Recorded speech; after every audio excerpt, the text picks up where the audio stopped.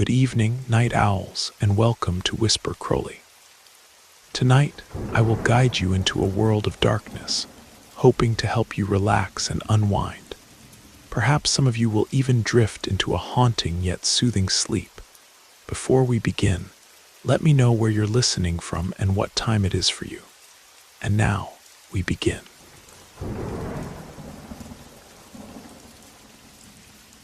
I'm not recording this to accuse anyone. Let me make that clear from the start. I know very well where I live and how things work around here. I'm only telling this because some things get stuck in your throat, and if I keep getting sick inside from not speaking up, then I'll end up in a bad way. This happened in 2022. I had been unemployed for a few months already, with overdue rent and a stack of resumes I didn't even know where to submit anymore. When this night security guard position appeared at a public building here in the Phoenix area, I grabbed it without thinking twice. It was an old building, an annex of the former police station that was now being used, according to the company, as inactive archives. It was strange right from the start. First, because nobody used the building during the day, nothing, zero movement. Second, because it was within the police department grounds, so you felt protected, but watched too. There were cameras everywhere, but nobody to say good morning, good night, or offer coffee. The job was simple. Arrive at 6 p.m., do rounds with a flashlight until around 10 p.m., then just stay there monitoring on the radio waiting for morning to come. Sometimes other contractors would come for inspections, but very rarely. The main door key was kept in a locked box with a code. Only the supervisor and I had access. The first few weeks were quiet, absolute silence, that smell of old paper, mold, ancient ink. I even felt good in there, felt useful. But there was something that started bothering me. And only after everything happened did I connect the dots. Every Monday, between 2 and 3 a.m., I would hear someone entering. It was subtle. I would stay in the ground floor, in the corner with my little coffee thermos, and listen to the sound of the iron door opening outside, footsteps on the hardwood floor, then silence again. Nobody passed by me, nobody greeted me, nobody gave a signal, they just entered, did what they had to do inside and left before sunrise. And the strangest part, the alarm never went off.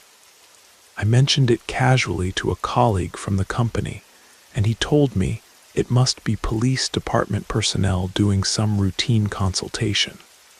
It wasn't my job to ask questions. Fine, it wasn't. But there was one Monday that was different. During the shift change, the guy from the company who delivered the radios and badge also gave me the key ring. Normal up to that point. But when I went to unlock the door to enter, I noticed the keys had a different pendant, one number more. There was a key there I had never seen before. I went to do the usual round with everything locked, as always, until I went down to the basement, a place we didn't need to check. It was considered closed, full of shelves and unused rooms. But that night something pulled me there. I wanted to understand what that key was for. When I went down, I got a shock. The hallway light turned on by itself. Motion sensor maybe, but it had never turned on before. And then I saw the door, a gray steel one, locked with a new lock that definitely wasn't one of the old ones. The key, with the strange numbering, fit perfectly. I opened it slowly with my heart hammering, as if I knew I wasn't supposed to be doing that. The room was different. It had things that shouldn't be there. It had a camera on, a laptop running, a TV with recordings paused. On the side, a table with paper burned only halfway. Someone had tried to destroy things there, but lazily or in a hurry. And further ahead, a cage, an iron enclosure like the ones you see in detention centers, improvised, poorly made, but with chain, latch, double lock, and on the floor some stains that I don't know if I want to remember what they looked like. I didn't go in. I just saw from outside. I looked at everything for a second, 2 at most. I closed the door again, locked it, and went up as if nothing had happened. My radio crackled, the company calling, "Good evening." There was an error in the key ring delivery. We ask that you disregard any extra key and don't comment with anyone. All right, I didn't respond. I just said I understood. The next morning, I was dismissed. They said it was staff cuts, that they were going to reduce the posts, that usual talk. But a colleague from Tucson sent me a screenshot showing they had opened a position for the same shift, same place. 2 days later, that's when I understood I wasn't cut, I was silenced. And the worst part really, came months later. What showed me that was my own phone. About 3 months after I had been let go, I was at home washing dishes when messages started popping up in the group from the old health center crew. People sending screenshots of an article from a neighboring city's website. A guy known around there who did everything. He helped with sound at parties, drove school vans, did freight work, had also been arrested. But it wasn't for street stuff, no. The article said he had been identified as the author of inappropriate content leaks. Images from a supposed interrogation room used within a public structure. But then came the part that froze me. In the images that I don't recommend anyone look for, exactly that room I had opened appeared. Same dim ceiling lighting, same iron table against the wall, same improvised rusty cage in the corner. It was her, that forgotten room in the basement. I had seen it with my own eyes before. Now I was seeing it, frozen in an image that was circulating as a leak. They said the guy had provided outsourced services, also did internal deliveries, and at some point recorded that without anyone noticing. And released it out of anger, out of fear, I don't know. They said he wasn't exactly a saint, but nobody explained how he got in there, or why only he appeared in the report. And the strangest thing, the video disappeared from the air in less than a day. But it stayed in my history, and stayed in my memory. After that, I started paying more attention to things. People who were involved in the building at that time disappeared from the groups. A colleague from a company that provided services at the same location moved to another state out of nowhere.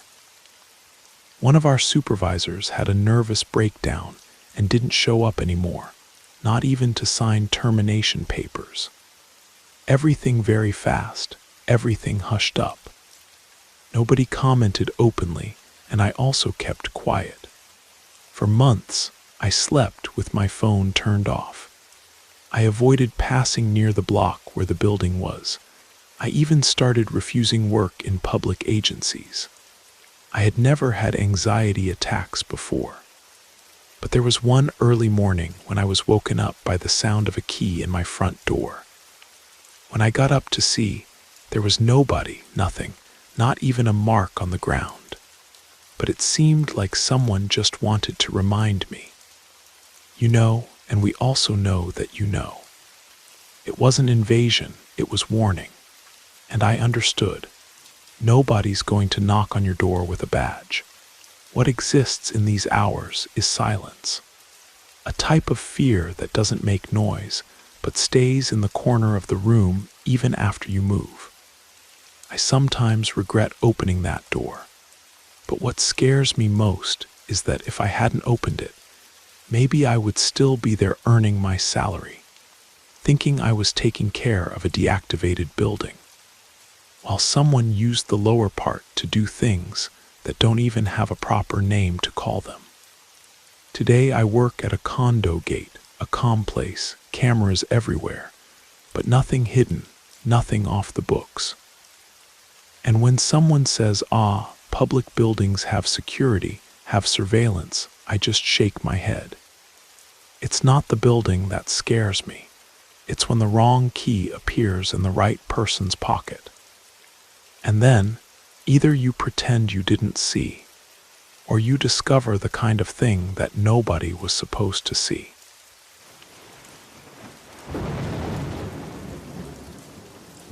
I hope you enjoyed the first story. If you did, don't forget to leave a like.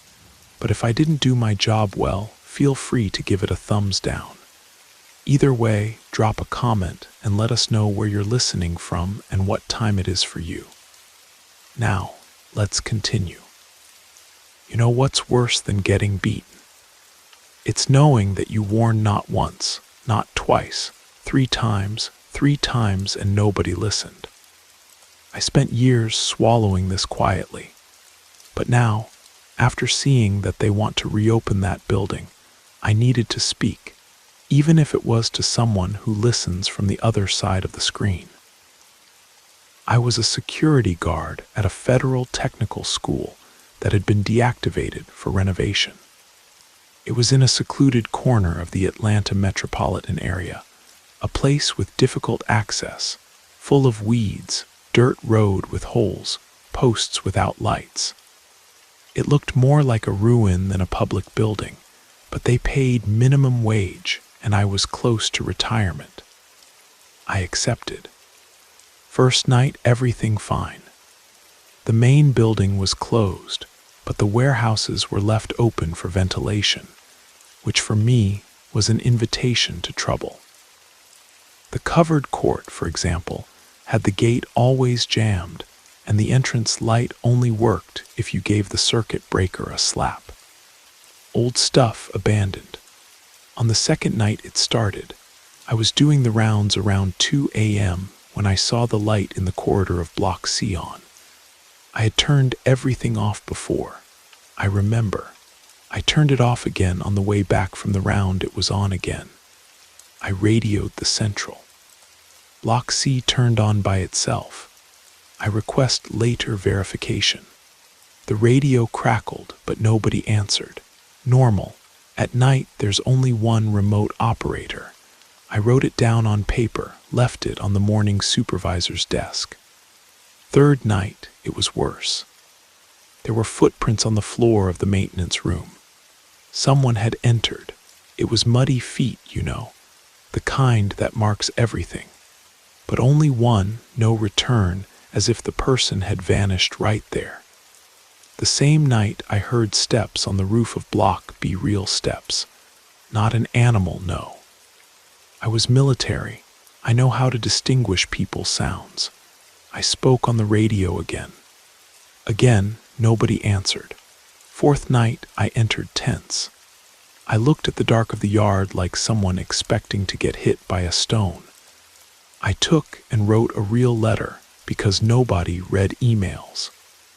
Recurrent report of strange movement, need for night reinforcement, imminent risk. I stuck it with tape on the supervision door. At the end of the night, that's when they came. I was in the storage room with the camera monitor on trying to see what I could, because most of the cameras didn't work anymore. I saw 3 figures passing behind the old warehouse. I ran, went to close the side gates, but it was too late. They were already inside. They came from the back of the covered court with cloth on their faces, one with an iron bar, another with a big piece of wood, and the third with something that looked like a chain. I tried to run to the main building, but I slipped on the wet cement of the covered area. I fell sideways. They came laughing. One of them said, "You go see if anyone answers you on the radio now, old man." That was the last sentence I understood completely after that. It was just metal hitting, rib turning crack, dry scream, hot pain that gets cold later. They weren't in a hurry. It was as if they had been waiting for that, as if it was agreed upon. I remember seeing one of them taking his phone out of his pocket and starting to film.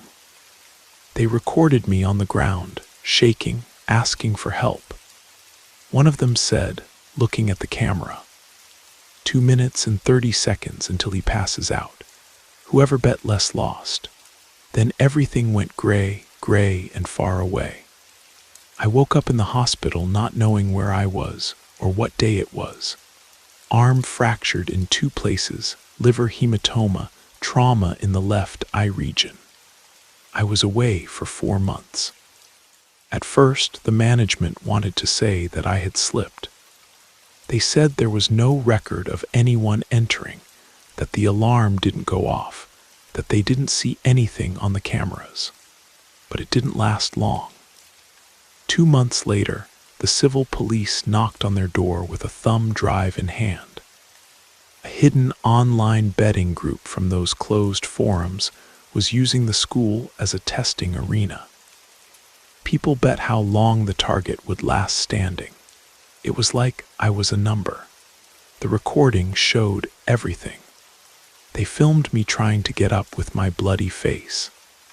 They recorded me trying to talk on the radio until the moment I passed out. They laughed, turned off the camera. You know what I got from that? A thank you letter for services rendered to the institution. Compensation that doesn't even pay for what I spend on medicine to this day. And a nightmare that makes me wake up every night at 3:13, the time that, according to the video, my body stopped reacting. I keep thinking what would have happened if someone had listened to me. It wasn't difficult. It was just going there to see, just sending an extra security guard, just looking at the camera from the previous night. But no. For them, a security guard is just an occupied chair until morning. If there was no problem, keep the dance going. And if there was, well, the security guard should have done something different, right? When I saw the article talking about the possible reopening of the school, I ran out of breath. They said it was an important public space, that it couldn't be abandoned. Now it became important after everything. They cleaned the yard, painted the walls, gave the place another name. But the court floor, I know there's still a mark of my skin there. There are nights when I remember the camera, the one that filmed everything, and I think, did someone see that and do nothing? Did someone bet on me thinking I would resist longer? That's the worst part. It wasn't just the beating. It was knowing that that was a spectacle, that my pain became a game, that I was entertainment. Nowadays, I walk slowly, avoid dark hallways, don't listen to the radio anymore. And when someone calls me from behind, my whole body locks up. But the worst isn't that. The worst is knowing that even if I screamed again the same way, nobody would hear. Because a good security guard for them is one who gets beaten quietly, who dies without making noise, who doesn't disturb the system. I was just one more who bothered too much. And now that I don't bother anymore is when they want to listen. I'm not here to lecture anyone, it's just that there are things that get stuck and I can't sleep right anymore. And it's not from shock, it's something else. It's knowing, being sure and still not having done anything. I worked for 3 years as a night security guard in a parking lot of an interstate bus company, there in the industrial sector of the south exit of Denver. Those big yards, full of buses sleeping in a row, you know. Camera on top, guardhouse on the side, wire fence around, electronic gate, normal. It paid little, but it was quiet. The kind of job that everyone says is just sitting watching camera. But whoever says that has never really stayed at a company like that between midnight and 6. The silence is different. It's a silence that listens to you, and it's a job that changes you, because you start to notice the small patterns. The sound of the neighborhood dogs, the bus that arrives from revision at 3:40, the noise of the fan of camera number 4, anything out of the ordinary, you feel before you see. I remember well the day I noticed the white car. It was a Tuesday, it was drizzling, and I was going to do the external round with the flashlight, just to stretch my legs. That's when I saw the headlight on in the side street. A car stopped right against the sidewalk, right in front of the side fence of the yard. There was nothing unusual. It was just there with the headlight on and the engine running, but it caught my attention because apart from buses, that street doesn't usually have movement at dawn. The next day, same thing, but this time with the headlight off. I wrote down the plate, I don't know why, habit. And then it became routine.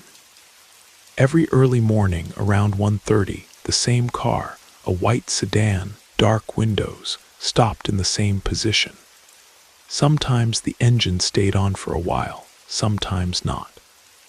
I never saw anyone get out, never saw anyone get in. It just stayed there 10 minutes, 15, then left. At first I thought it could be someone waiting for something or someone. App driver sleeping, couple, who knows. But it was every day, always between 2:55 and 3:05. A type of constancy that only draws more attention the more you ignore it. After a week like that, I commented to the base supervisor, just lightly. He shrugged, said street is street. Anyone can stop wherever they want. I wasn't satisfied, so I printed some images from the front camera, the one that faced the street. But since the car always stopped in a blind spot, I could only catch the glow of the headlights arriving or the rear leaving. Little thing. I tried to show at the base again. Nothing. You're looking for things where there aren't any. One night I decided to go to the car. I hid a little behind the maintenance van. I waited for it to arrive. When I saw the headlight turning the corner, my heart accelerated. I went walking slowly on the side, with the flashlight off. I wanted to see the face of whoever was driving. When I got close, enough, about 10 meters, the car started silently, without haste, as if it already knew I was going to try that. But before turning the street, the back window rolled down and I saw the face of a woman, just the face, half sideways, hair stuck to the cheek as if it were wet. She didn't say anything, didn't scream, didn't gesture, just looked at me fixed, eye to eye, and her mouth was open, but without any sound. An expression I can't describe. It wasn't fear, it was a kind of certainty, as if she knew I was going to see and that I wasn't going to do anything. That froze me. I stood in the middle of the street, with the flashlight in my hand, not knowing whether to run after or pretend I didn't see. After that, the car disappeared, didn't appear the following nights, and I started to doubt what I had seen.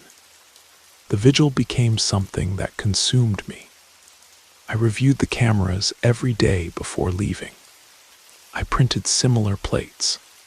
I started to think I might be exaggerating, or that maybe it was just a woman in a car. Nothing more than that. Until one morning I was leaving, and I heard on the security car radio the local bulletin. There had been a case of a missing woman. Body found in a forest in the Northwest region days after the disappearance. The reporter mentioned that they found with her a blue blouse with red flowers. I felt a punch in the stomach. It was exactly the print of the woman in the car. I didn't remember much. It was dark, fast, but that blouse that I remembered. I went back home, got the paper with the notes I had made, the screen prints from the camera, and went to the nearest police station. I spoke to the attendant, explained what I saw, showed everything. He looked, turned the page, asked if I had a photo of the face. No, I didn't. It was just my report and some blurred images from a camera that didn't even catch the whole car. He thanked me and said they would note it, that's all. The following week, I saw the victim's photo on the local TV website. It was her. It was the woman in the car, I'm sure. Same expression, same still gaze. After that, I asked for dismissal. It wasn't from fear, it was from incapacity. I kept going to work, but I couldn't look at the cameras the same way anymore. I saw things where there weren't any and didn't see where maybe there were. The company people said I needed vacation. They told me to rest, come back later, but I never wanted to come back again. And if it were just that, I would accept. I would say it was bad luck, but one thing never leaves me in peace. 2 weeks after leaving the company, I received an anonymous message on my WhatsApp. It had no text, just a photo, a shaky night image of the side of the guardhouse where I stayed, taken from outside the fence. And you know what scared me? The angle of the photo could only have been taken from inside that white car. They never answered, never sent anything else. I changed numbers, changed address, but that doesn't change what I know. I saw that woman and I didn't do anything. The most terrible part wasn't what happened to her. The most terrible part is this.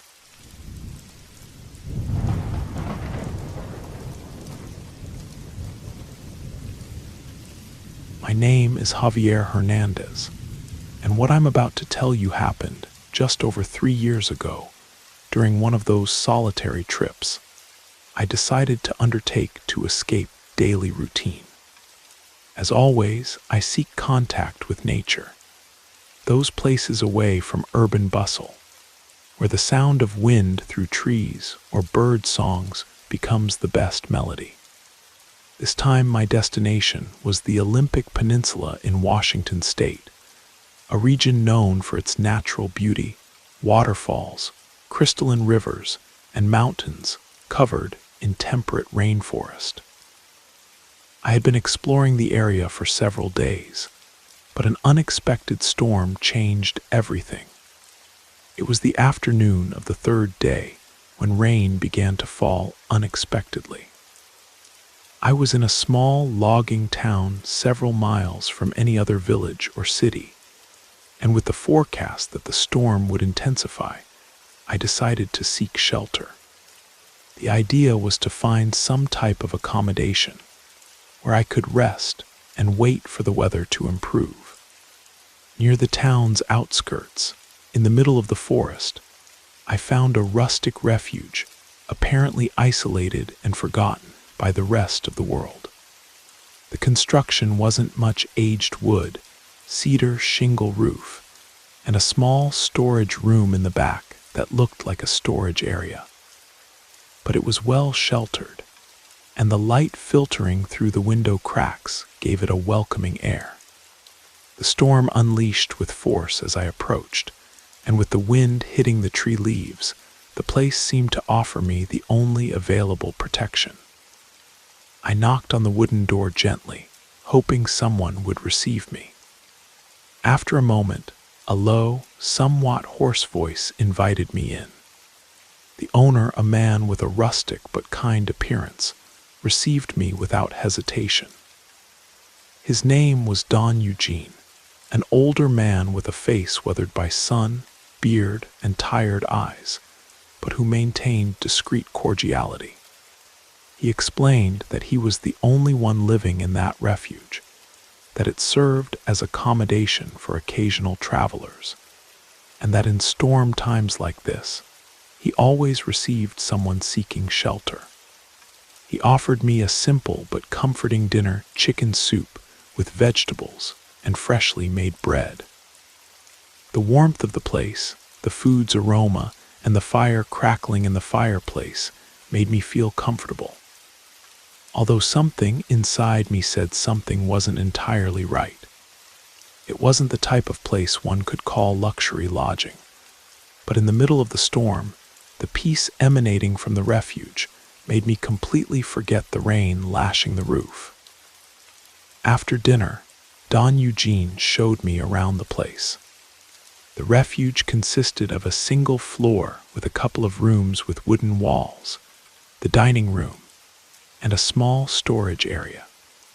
While we walked through the place, I noticed something strange, a metal door at the back of the storage room, a door that at first glance seemed to have no reason for being there. It wasn't in the refuge plans Don Eugene had shown me, nor was it mentioned when we talked about the place.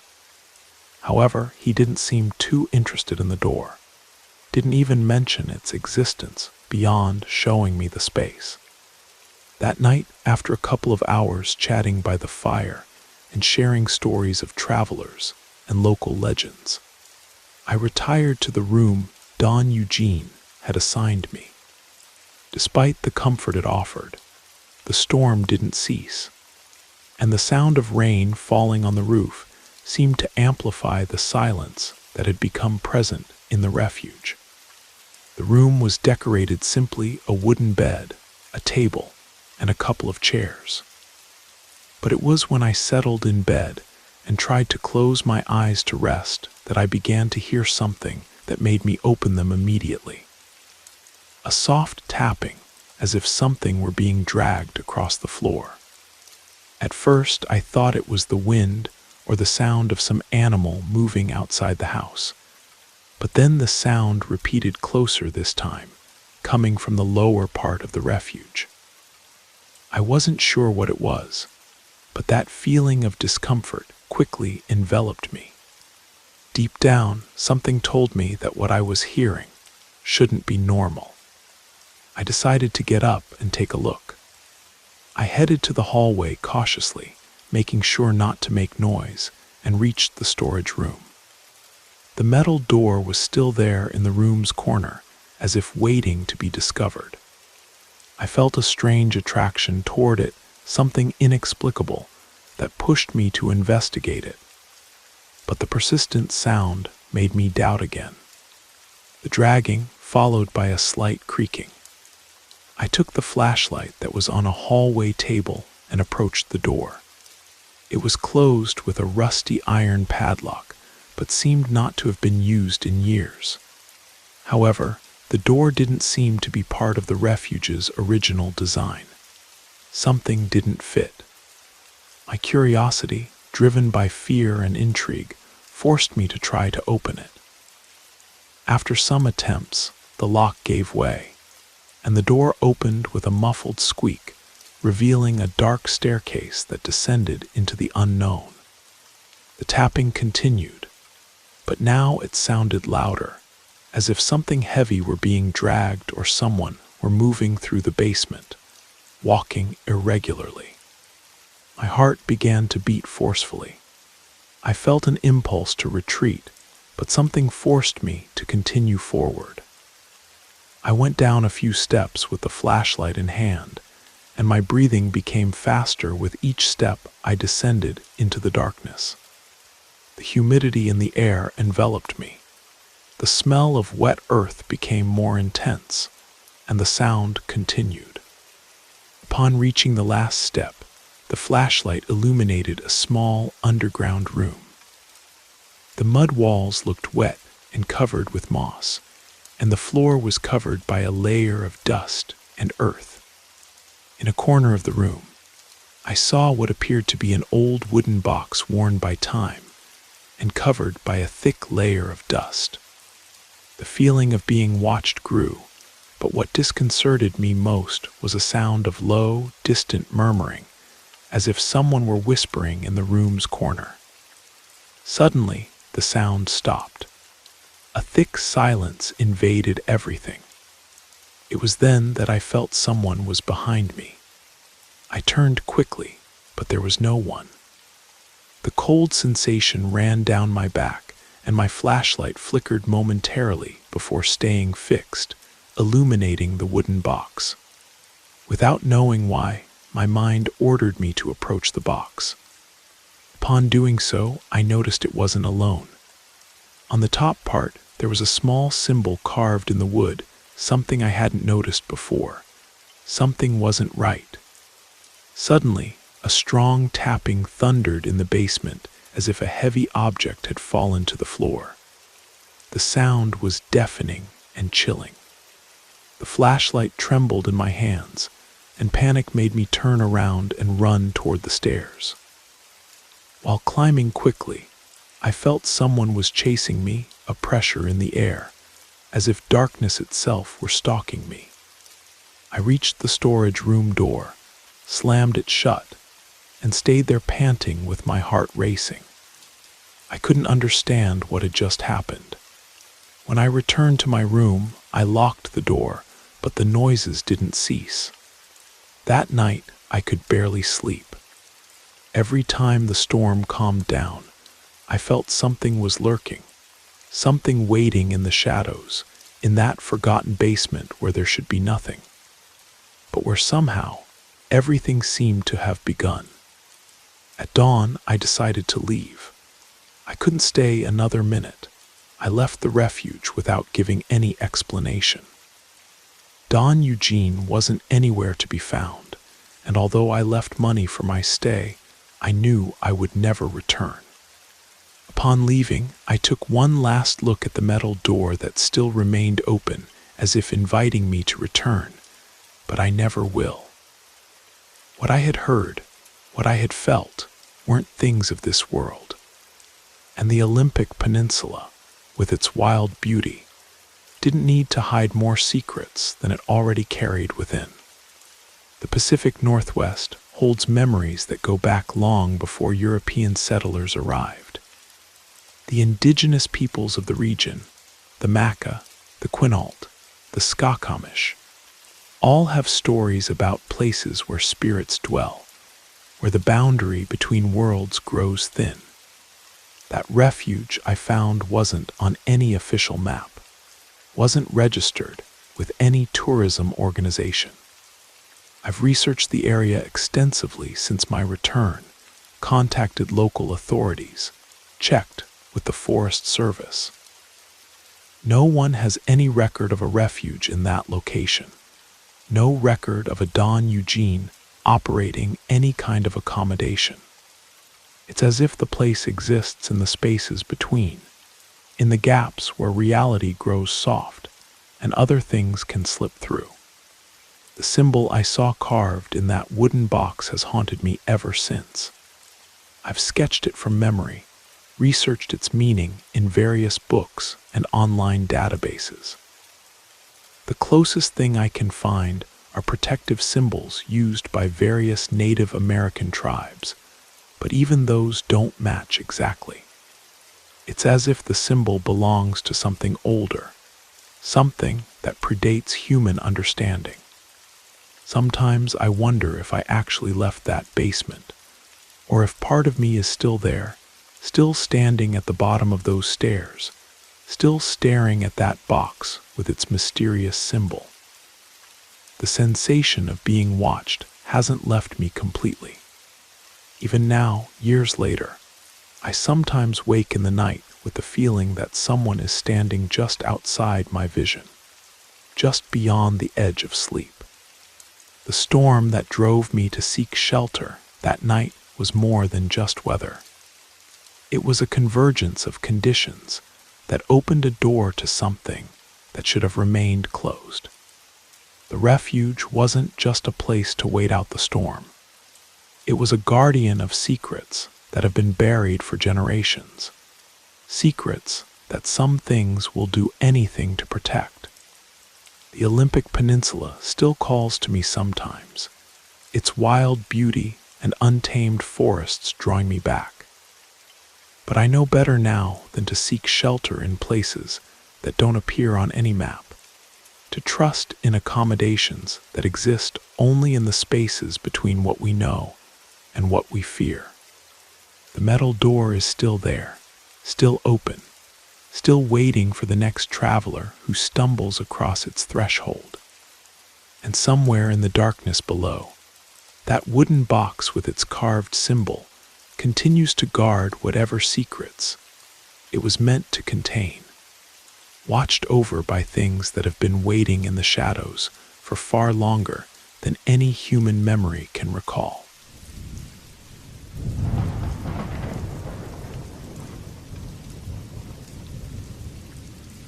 My grandmother Julia used to tell me stories that would make my skin crawl, but this one was different. She'd tell it with a kind of haunted certainty that made me believe every word. I was about 15 when she finally shared it with me, her weathered hands trembling slightly as she spoke. "Some things should stay buried," she'd always say. "But this story needs telling, so maybe someone else won't make the same mistake." Grandma Julia had been born in a small mining town in rural Colorado back in 1943. The kind of place where everyone knew everyone, where the houses were built from whatever materials folks could find, and where the winters were so harsh they'd test your very soul. She was only 17 when she married my grandfather Matthew, barely more than a girl herself. He was 20, fresh from his stint in the Pacific, and they were both so young and in love they thought they could conquer the world with nothing but hope and determination. Their first home was a tiny 2-bedroom cabin on the outskirts of town, the kind of place that creaked and groaned with every wind.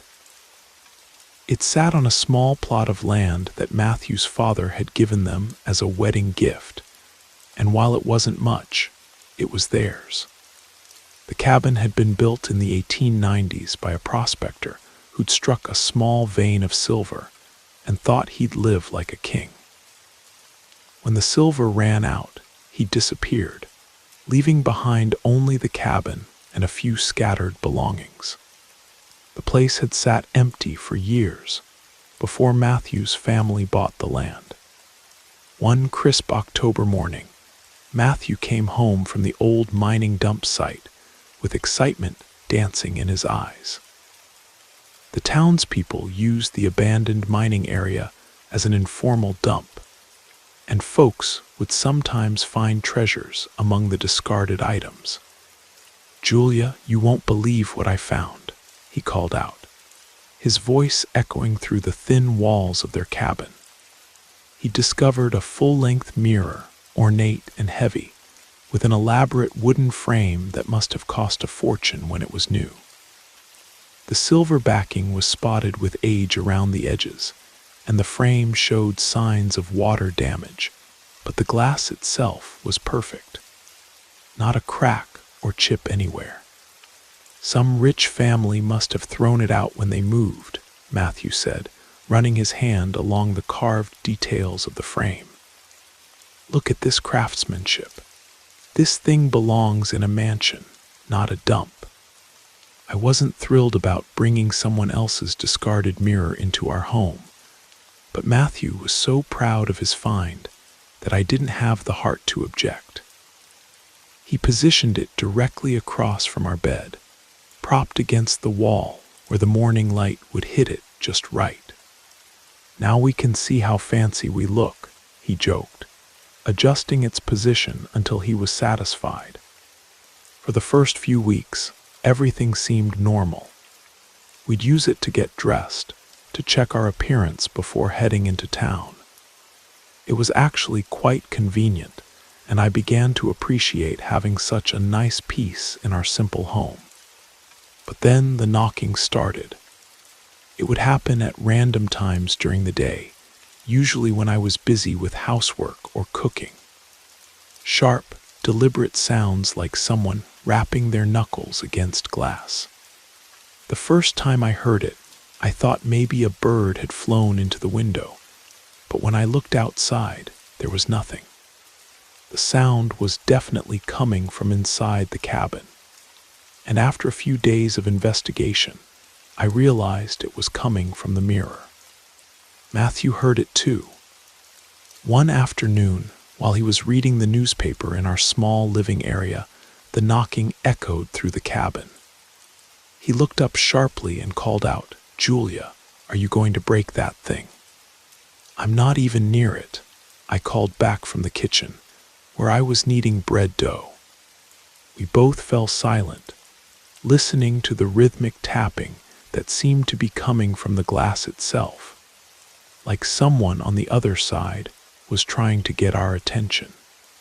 The knocking became a daily occurrence, sometimes lasting for just a few seconds, other times going on for minutes at a time. We tried to ignore it, telling ourselves it was just the old cabin settling, or maybe changes in temperature affecting the glass. But then I saw the boy. I woke up one night around 3 a.m, pulled from sleep by some instinct I couldn't name.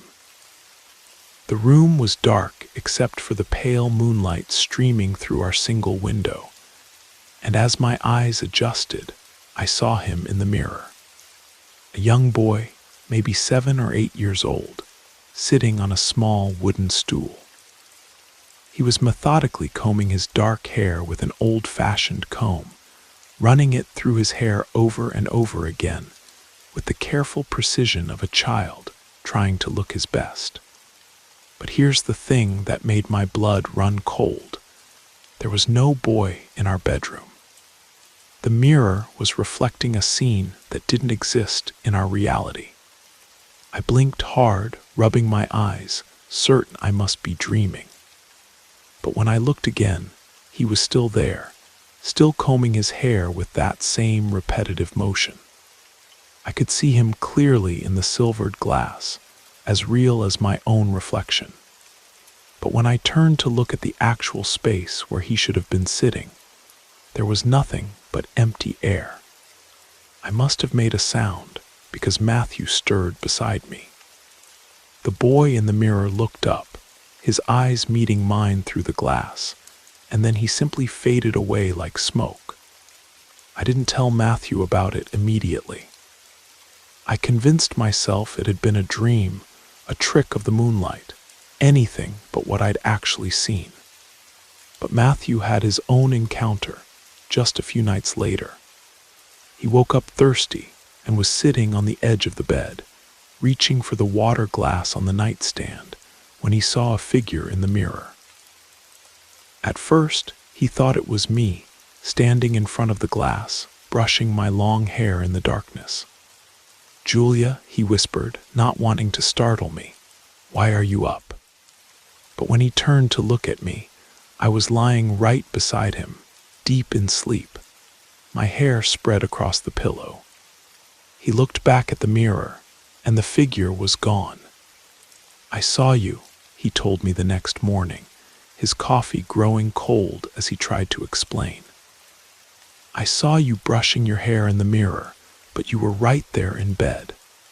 It was like the mirror was showing me something that wasn't really happening." That's when I told him about the boy. After that, we both started paying closer attention to the mirror, and what we discovered was far more disturbing than either of us had imagined. The mirror seemed to be showing us glimpses of another world, another life, another family. We'd catch sight of people walking past in the reflection, people who weren't in our cabin. A woman in a blue dress hanging laundry on a line that didn't exist. An elderly man reading a newspaper in a chair that wasn't there. Children playing games in a space that should have been our bedroom wall. The people in the mirror looked normal, alive, going about their daily routines. They weren't ghosts or apparitions in the traditional sense. They seemed to be living their lives in some parallel version of our home, occasionally visible to us through this strange window. But the presence of these other people brought with it a creeping coldness that seemed to seep from the mirror itself. Even on warm days, the air around the mirror felt chilled, and sometimes the glass would fog up from the inside, despite the fact that our cabin was dry and heated. The worst incident happened on a particularly quiet afternoon.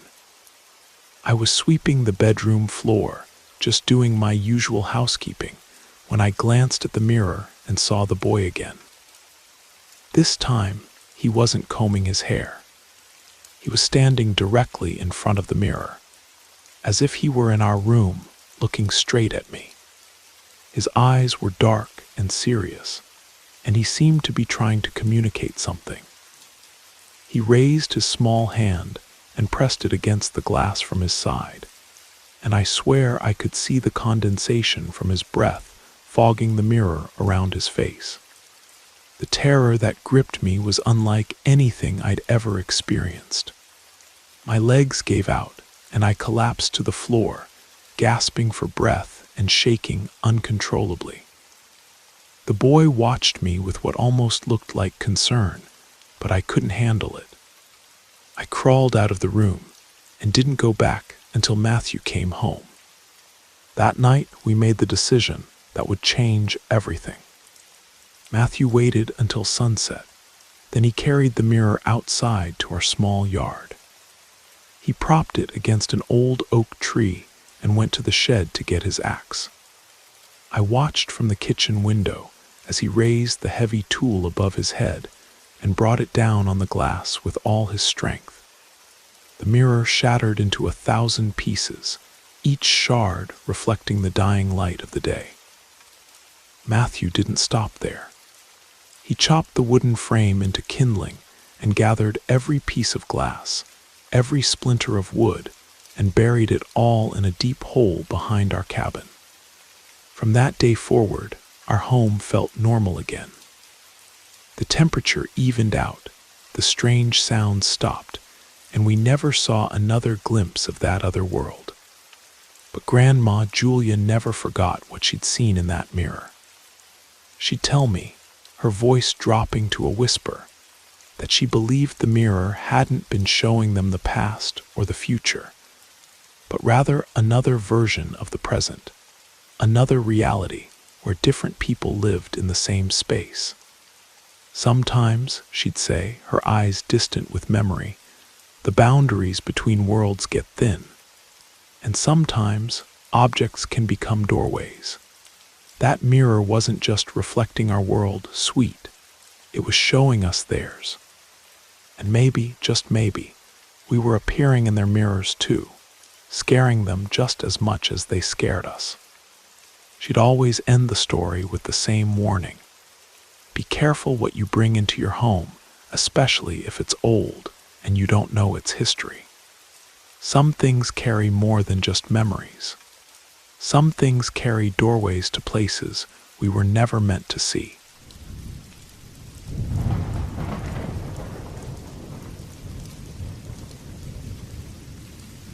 My name is William, and I will never forget that night I spent at the abandoned ranch in the Sierra Nevada mountains of California. I'm an experienced hiker, a man accustomed to the solitude of the mountains, the cold wind, and nights under the stars. I've camped in many lonely places, some well-known, others less so, but never anything like what I found at that ranch.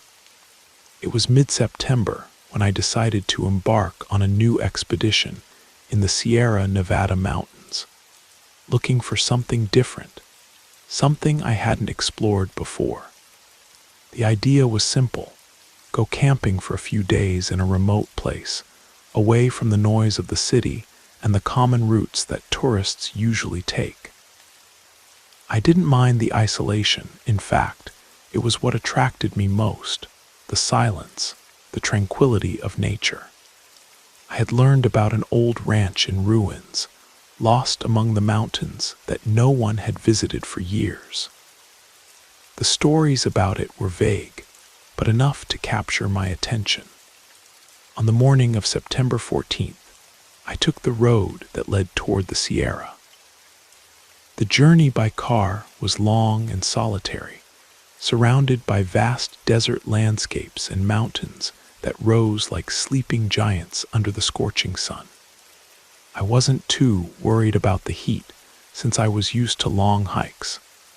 But as I ventured deeper into the Sierra, something in the air told me this would be a different trip. Perhaps because of how isolated the place was, or because of the legends I had heard in the nearby town. which spoke of mysterious disappearances and strange noises in the nights. Finally, I reached the crossroads that indicated the route to the abandoned ranch. I left my truck parked in a small clearing where dust raised by the wind covered the ground. From there, I took my backpack, my camping equipment, and my flashlight. The trail wasn't clear. In fact, I could barely distinguish an old path that seemed to have faded under years of neglect. I ventured walking among the bushes and rocks. The sound of my boots hitting the broken, dry ground was the only thing that broke the silence. As I climbed the slope, I felt a slight chill run down my spine. It was a strange sensation, as if something were watching me. But I continued forward. Near evening, when night was already beginning to fall, I reached the first ruins of the ranch. The main structure, what had been the owner's house, was half collapsed, with fallen walls and a crumbling roof. It was a desolate place, covered by undergrowth that had grown in every corner. But you could still see the remains of the life that once inhabited there. The old chimney, the foundations of what was once a large house, the broken windows covered with dust. It seemed that time had not been kind to the place. I decided to camp near the ruins under a large shadow offered by a tree that still stood firm. I set up my tent and made sure to build a good campfire, which always gives me a sense of security in the midst of darkness. As night began to fall, I sat by the fire, watching the elongated shadows of the rocks and trees. The wind began to blow, bringing with it a smell of wet earth and something else, something strange, something I couldn't identify. I shrugged and decided not to think about it anymore. It was just my imagination, I thought. While I had dinner, something simple, a can of tuna and bread, I began to hear noises in the distance among the bushes. At first, I thought it was some animal, a coyote or a skunk, but I soon realized it wasn't that. The noises were too regular, as if someone were walking, someone who wasn't too far from me. I got up, taking my flashlight, and left my tent to investigate. The sound stopped as soon as I did, which increased my discomfort. I walked a couple of steps among the ruins, but I saw nothing. The air was dense and heavy, and a feeling of uneasiness began to grow in my chest. I looked toward the place where I had heard the noises, but I only saw darkness. I decided to return to the campfire, but before entering my tent, something caught my attention. A bright object on the ground, partially covered by undergrowth. I crouched down and picked it up. It was an old silver medallion with a symbol carved on its surface that seemed strange to me. It was the type of symbol you'd see on old coins from the Civil War era. I put it in my pocket without giving it much importance and returned to my camp. That night, although I was exhausted, I couldn't sleep well. Every creak of the wood in the campfire seemed louder than normal, and every shadow seemed to move with a life of its own. In the distance, I could swear I heard whispers, as if someone were talking in a language I couldn't understand. At some point, I got up and looked toward the ruins of the house. There, among the shadows, I saw a figure sliding quickly from one room to another. Fear invaded me, but so did curiosity. Who could be there? I thought that maybe another hiker had ventured to the same place, although I couldn't explain why they hadn't seen me. The next morning, I decided to explore the ruins more thoroughly. I walked through what had been the main hall, where there were still remains of broken furniture and rotting wood. On the floor, near what remained of the fireplace, I saw something that made me stop dead. Deep footprints in the dust, as if someone had been walking there recently.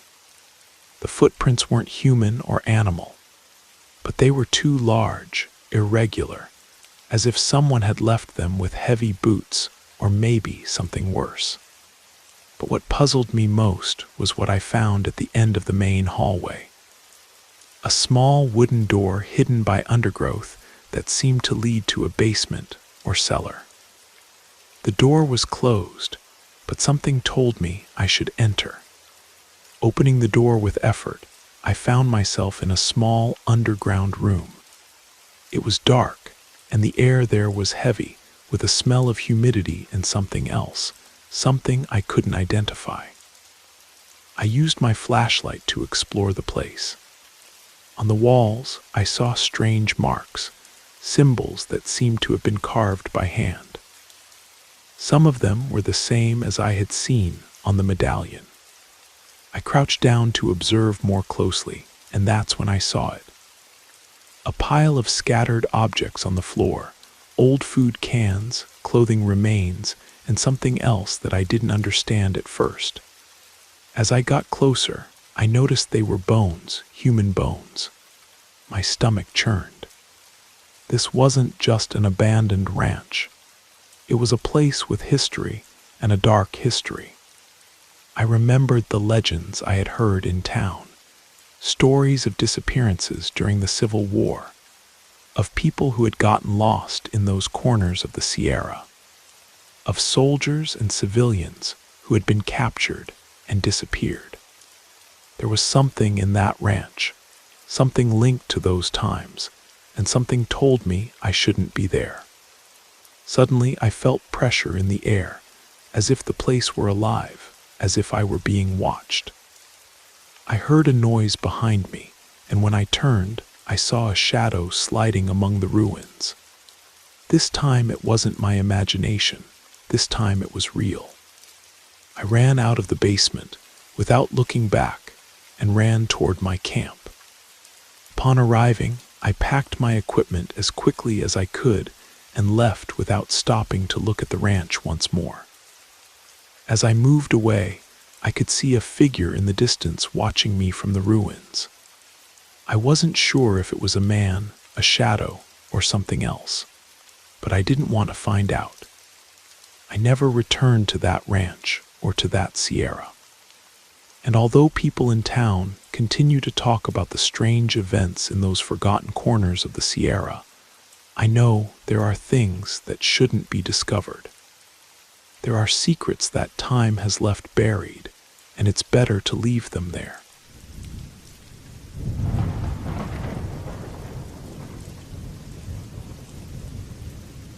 My name is Richard, and I'm a nature lover who finds solace in the wilderness that the countryside offers, along with that feeling of disconnecting from all the noise of the city.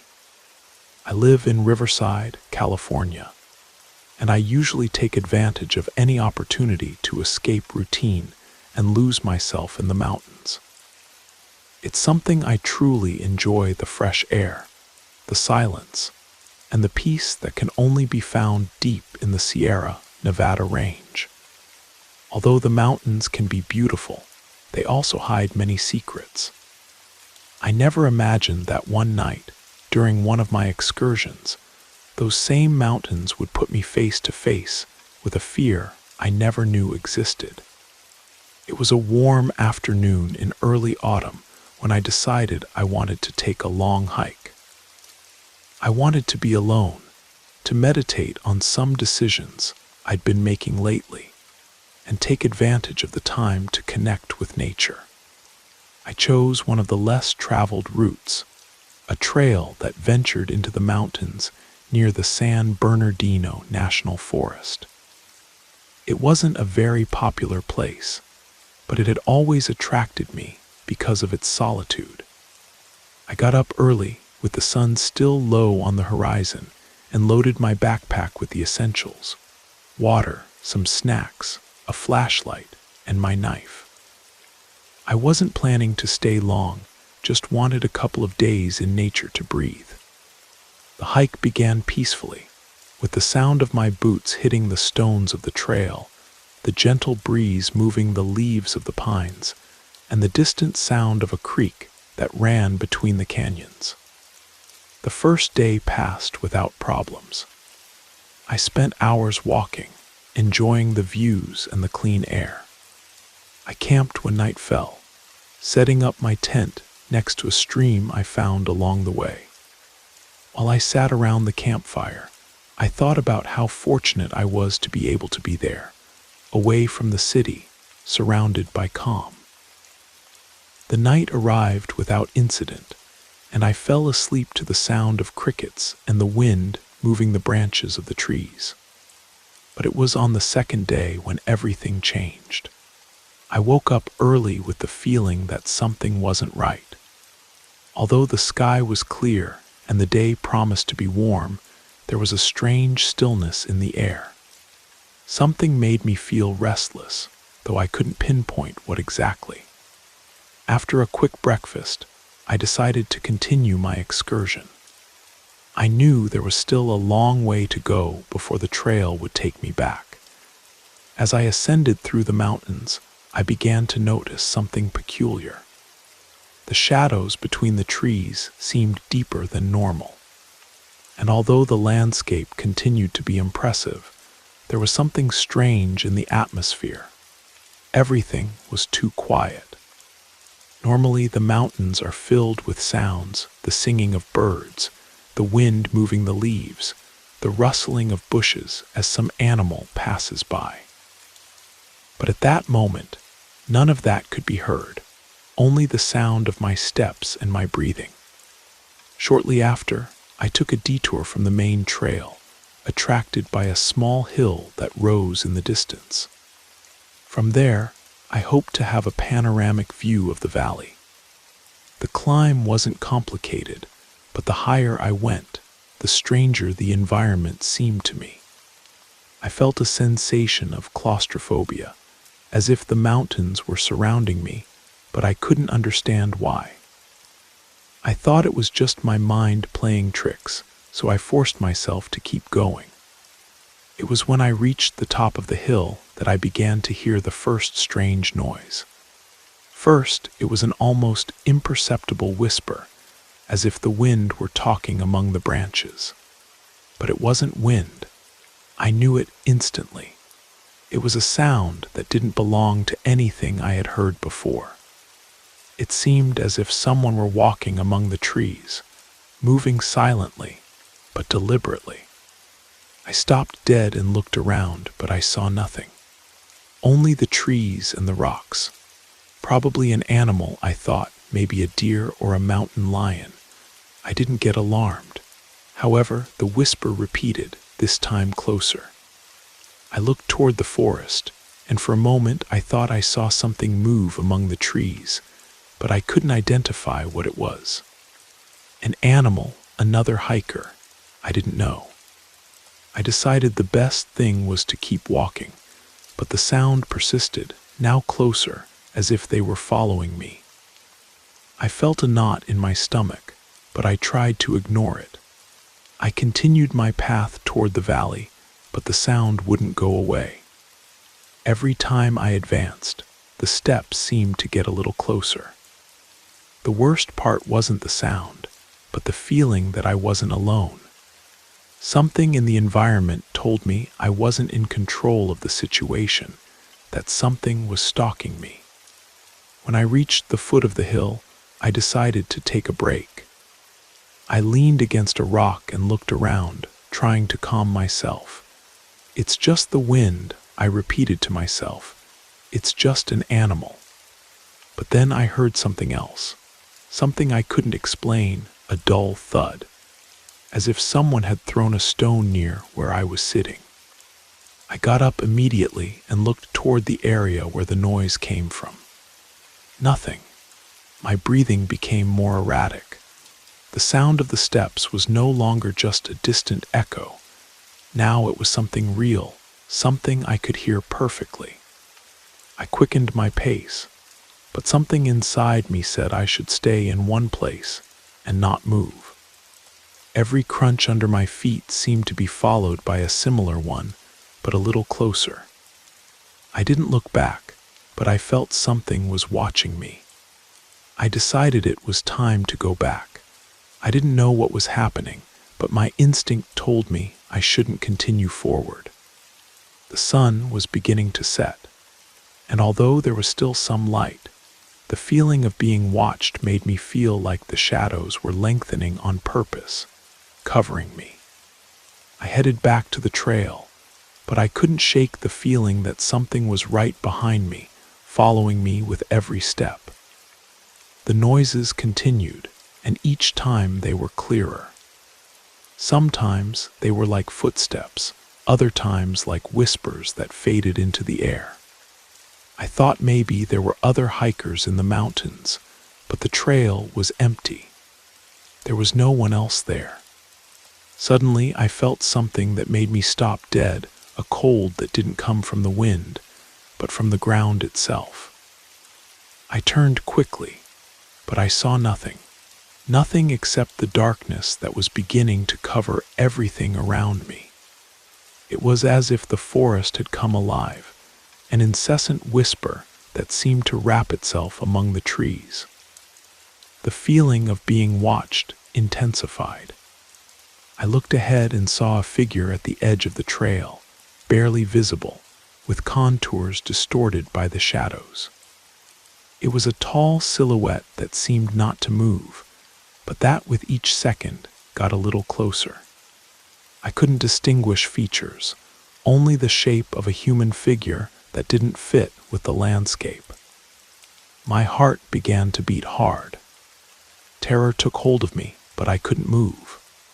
Something kept me there, paralyzed, not knowing whether I should run or face what I was seeing.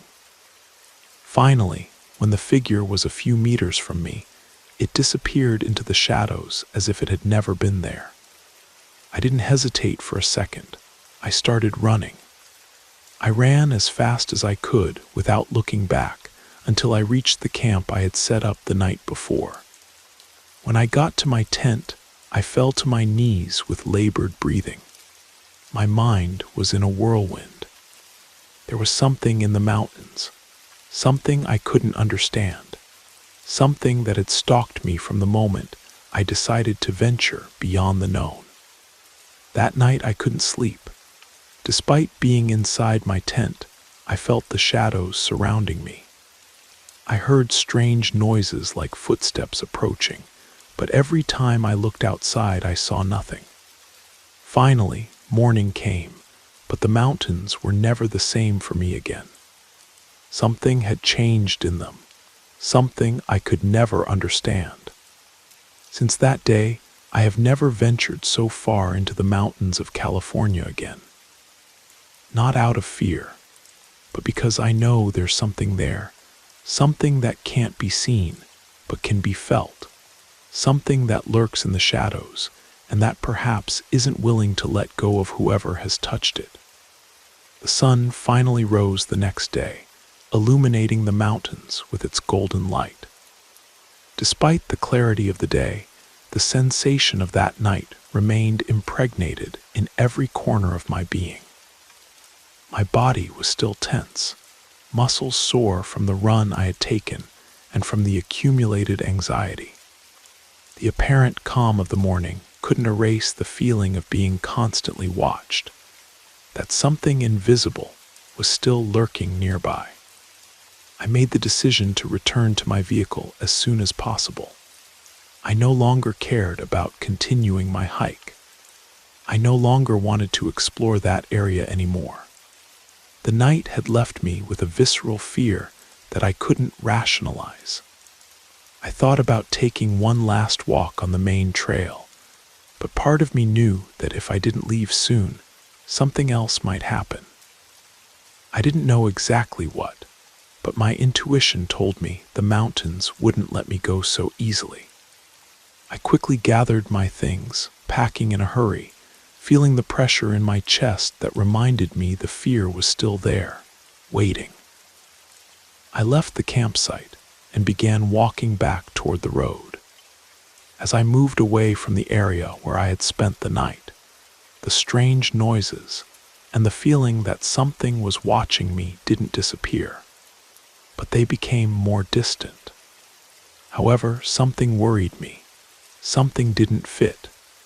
There was something I still didn't understand about what had happened the night before. Near the first curves of the trail, I found something that made my blood freeze. I was in a clearing where the sun bathed the ground covered with dry leaves when I saw something strange. On the ground, almost hidden among the undergrowth, there were tracks. They weren't tracks from common animals like deer or coyotes. No, these tracks were larger, deeper, and most disconcerting of all. They seemed to go toward the side of the mountains, where the vegetation became denser and the terrain more rugged. The tracks were clear, as if something large or someone had passed through there recently. The ground was wet from the morning dew, but even so, the tracks were sharp, marked by a force that left no room for doubt. Something had left them with the purpose of walking there with heavy steps. I crouched down and observed the tracks more carefully. I couldn't believe what I was seeing, because they were not only unusual in size, but also in their arrangement. The tracks seemed to go toward a specific area of the mountains, a place that wasn't on the usual path, but further in, toward the thick forest. My instinct told me I shouldn't follow them, that I shouldn't venture further into that area. However, something pushed me to look at them once more. Something told me I needed to know where they came from. My mind was in conflict. I thought about the campsite, about the shadows that surrounded me last night. The figure I saw, the one that disappeared in the darkness. Was this the same thing that had left those tracks? Was it the same being or entity that had stalked my hike? Fear grew again in my chest, but curiosity, that constant need to know, struggled to overcome the feeling of danger. I decided to walk toward the area of the tracks. I couldn't ignore it. Nature in its wildest forms had always attracted me, and now more than ever I needed answers. My mind tried to rationalize everything. They're tracks from a rare animal. It's nothing, just a bad feeling. But as I advanced, the tracks seemed to become deeper, as if the being that had left them was heavier or larger. The air around me became denser and the silence more absolute. My breathing became rapid and my steps, previously firm, now felt clumsy.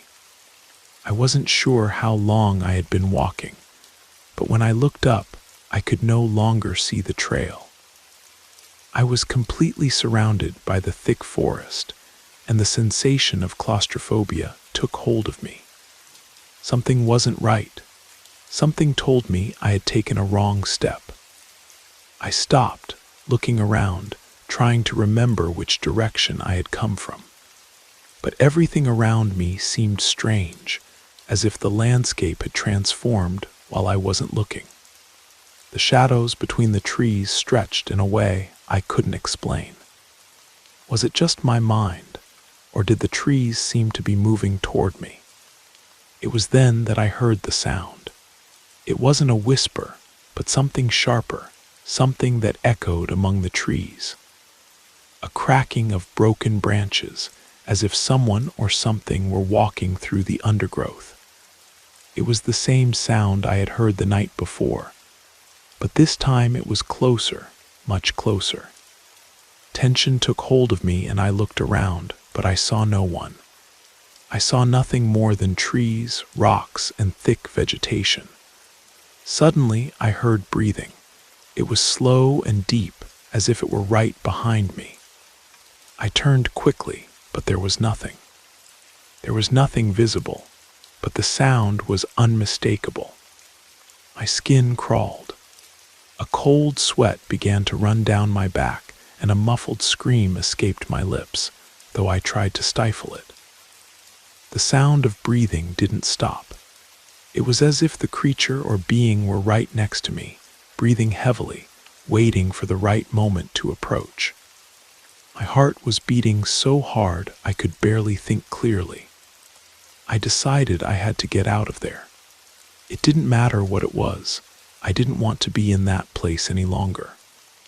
However, when I tried to take a step, the ground beneath my feet creaked as if someone else were walking with me.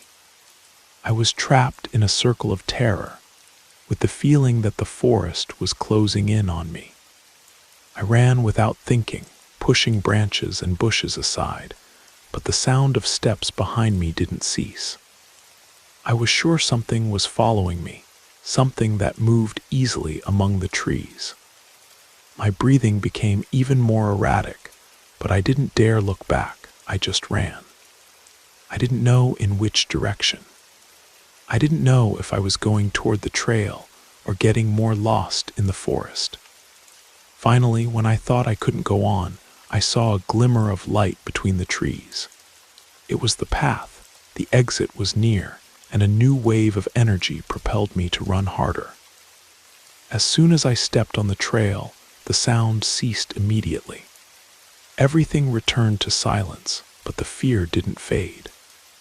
I felt someone or something was still watching me, waiting for the right moment to appear.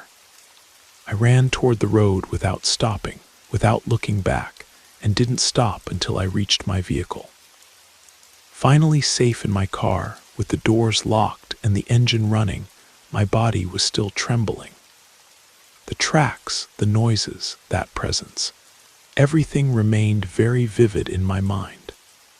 I didn't know what that had been, or if there really was something in the mountains, or if everything had been a product of fear. But what I did know was that I would never set foot in those mountains again. The California mountains that had attracted me so much were no longer a place of peace and exploration for me. Now they were only a reminder of something dark and unknown that lurked in the shadows, waiting for someone like me to dare to venture too far.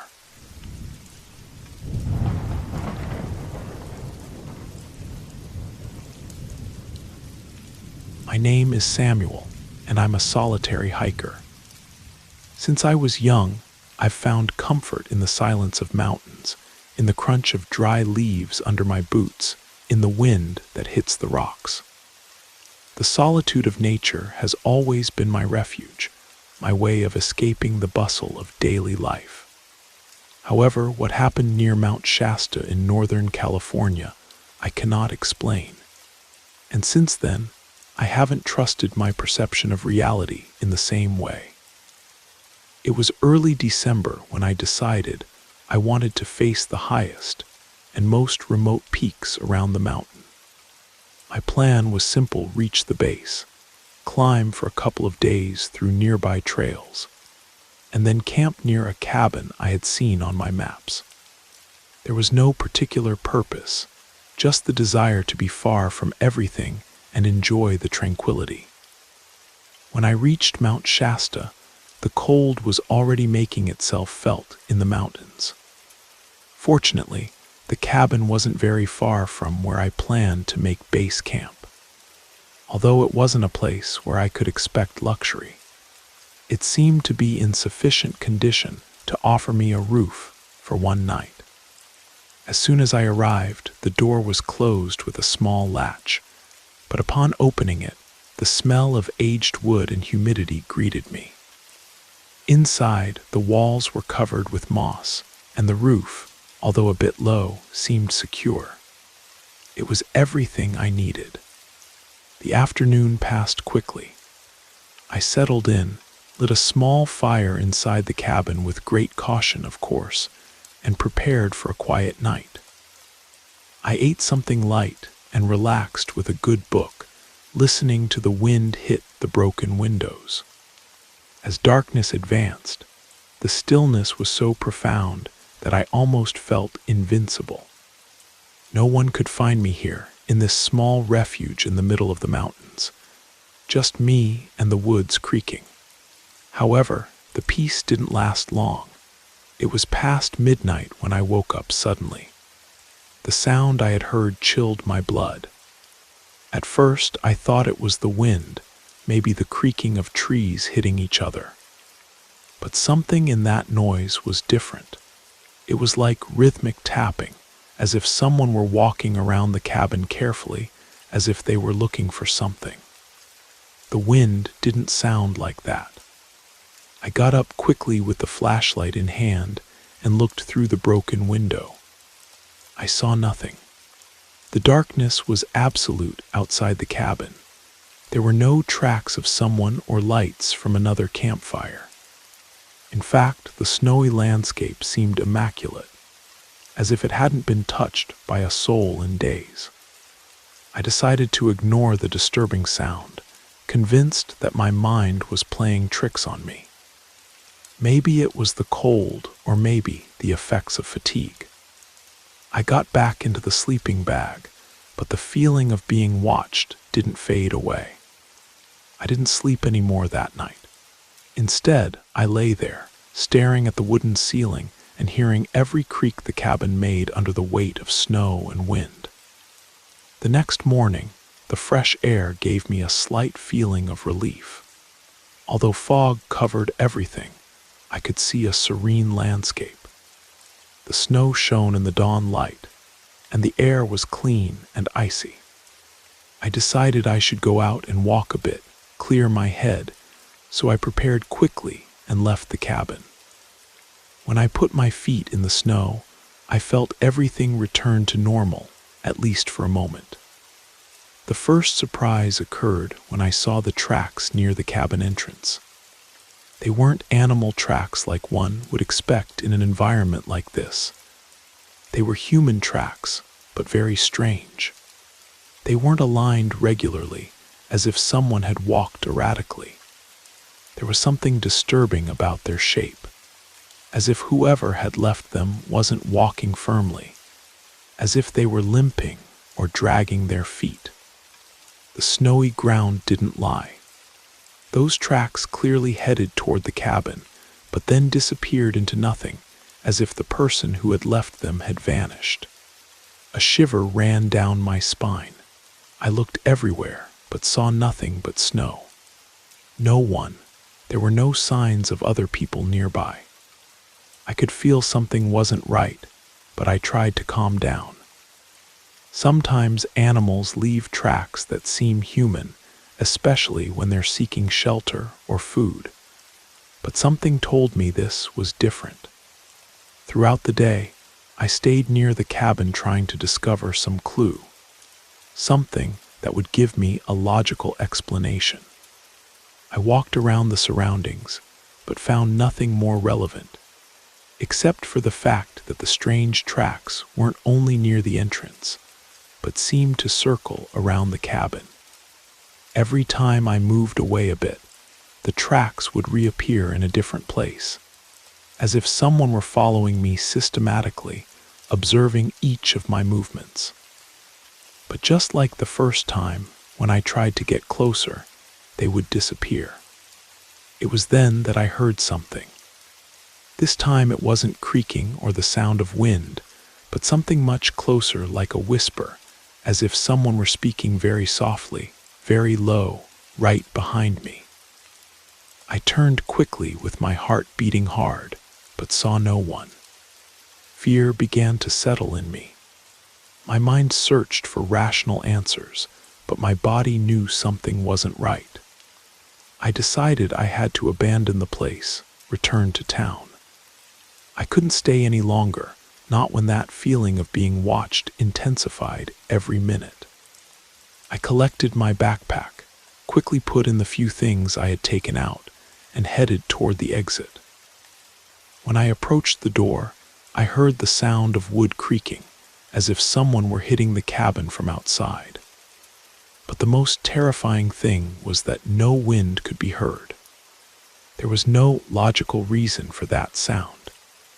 I went outside as fast as I could with the flashlight in hand and began walking toward the main trail. But upon taking my first steps, I heard what chilled my blood. A sound behind me in the distance, but clear. Someone was walking in the snow, following me. It wasn't the wind.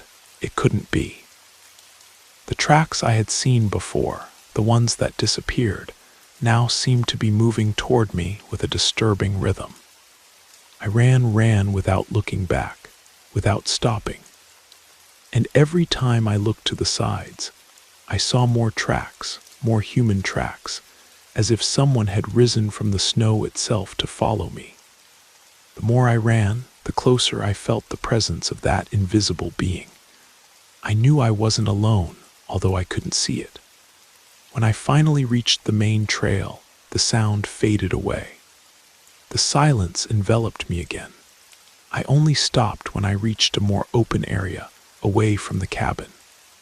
My breathing was accelerated, and the sensation that something was watching me still accompanied me. But the fear was no longer so intense. The terrain had opened up, and the strange presence was no longer there. I never approached that refuge again. I didn't even talk to anyone about what happened because I knew they wouldn't believe me. However, every time I pass near Mount Shasta, the memory of that forgotten cabin and the strange tracks returns to my mind. Something on that mountain is waiting, something I don't understand, but that follows me, always follows me. The indigenous peoples of Northern California, the Wintu, the Pitt River tribe, the Modoc, all have stories about Mount Shasta, about spirits that dwell in the high places, about boundaries between worlds that grow thin in the mountain shadow. That cabin I found wasn't on any official trail map, wasn't registered with any Forest Service or hiking organization. I've researched the area extensively since that night, contacted local authorities, checked with the Shasta Trinity National Forest. No one has any record of a cabin in that location. It's as if the place exists in the spaces between, in the gaps where reality grows soft and other things can slip through. The tracks in the snow have haunted me ever since. I've sketched their pattern from memory, researched similar phenomena in various books and online databases. The closest thing I can find are reports from other hikers who have encountered similar unexplained footprints in remote mountain areas. But even those don't match exactly. Sometimes I wonder if I actually left that mountain, or if part of me is still there, still running through the snow, still being followed by whatever made those tracks. The sensation of being watched hasn't left me completely. Even now, years later, I sometimes wake in the night with the feeling that someone is standing just outside my vision, just beyond the edge of sleep. The cabin is still there, still waiting for the next solitary hiker who seeks shelter in its walls. And somewhere in the snow around it, those tracks continue their eternal circle, made by something that has been waiting in the wilderness for far longer than any human memory can recall. Mount Shasta holds its secrets close, and perhaps that's as it should be. The mountain has been sacred to indigenous peoples for thousands of years, a place where the spiritual and physical worlds intersect. What I encountered that night may have been a guardian of those secrets, a reminder that some places are meant to remain undisturbed. The wilderness has a way of testing those who venture into its depths, and sometimes that test involves confronting things that challenge our understanding of reality. The tracks in the snow were more than just footprints. They were a message, a warning, a sign that I had wandered into territory that wasn't meant for human feet. I carry the memory with me like a scar, a reminder that there are places in this world where the rules we take for granted simply don't apply. Places where solitude can become something far more sinister, where the very act of seeking isolation can lead to an encounter with something that has been waiting in the shadows, for generations.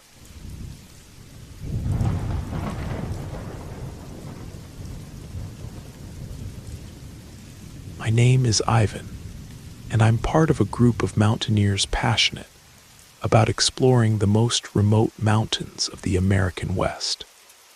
We've traveled many corners of the region, from the northern ranges to the desert peaks of Arizona.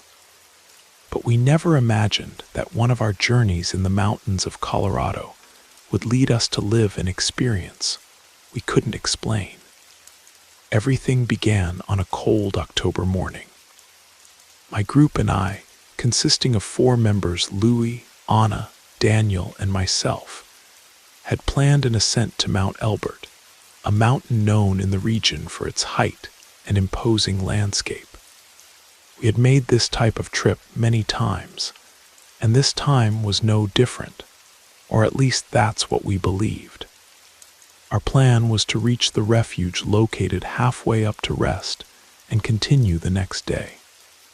The route wasn't easy, but we were accustomed to this type of challenge. The weather was unstable that day, with cloudy skies and fresh air that seeped through the cracks in our jackets. While we walked along a narrow trail between aspens and rocks, the sensation of being surrounded by the vastness of the mountains was, as always, comforting. The people from the region had told us about the refuge we were going to reach, mentioning it was a quiet place, although somewhat isolated, ideal for resting after a long day of hiking. However, as we approached, we began to notice that everything seemed much more desolate than we had anticipated. We reached the refuge just as evening fell, and the first thing we noticed was that the door was slightly ajar, something that didn't seem entirely strange in these types of places, since mountaineers or guides often leave the door open to allow passage. But something didn't fit. The refuge not only seemed abandoned, but there was a stillness in the air that wasn't natural. Instead of the warm welcome one expects after a day of hiking, there was a sensation of emptiness, of something that wasn't right. Louis was the first to enter the refuge, followed by Anna and Daniel. I stayed behind for a moment, looking around.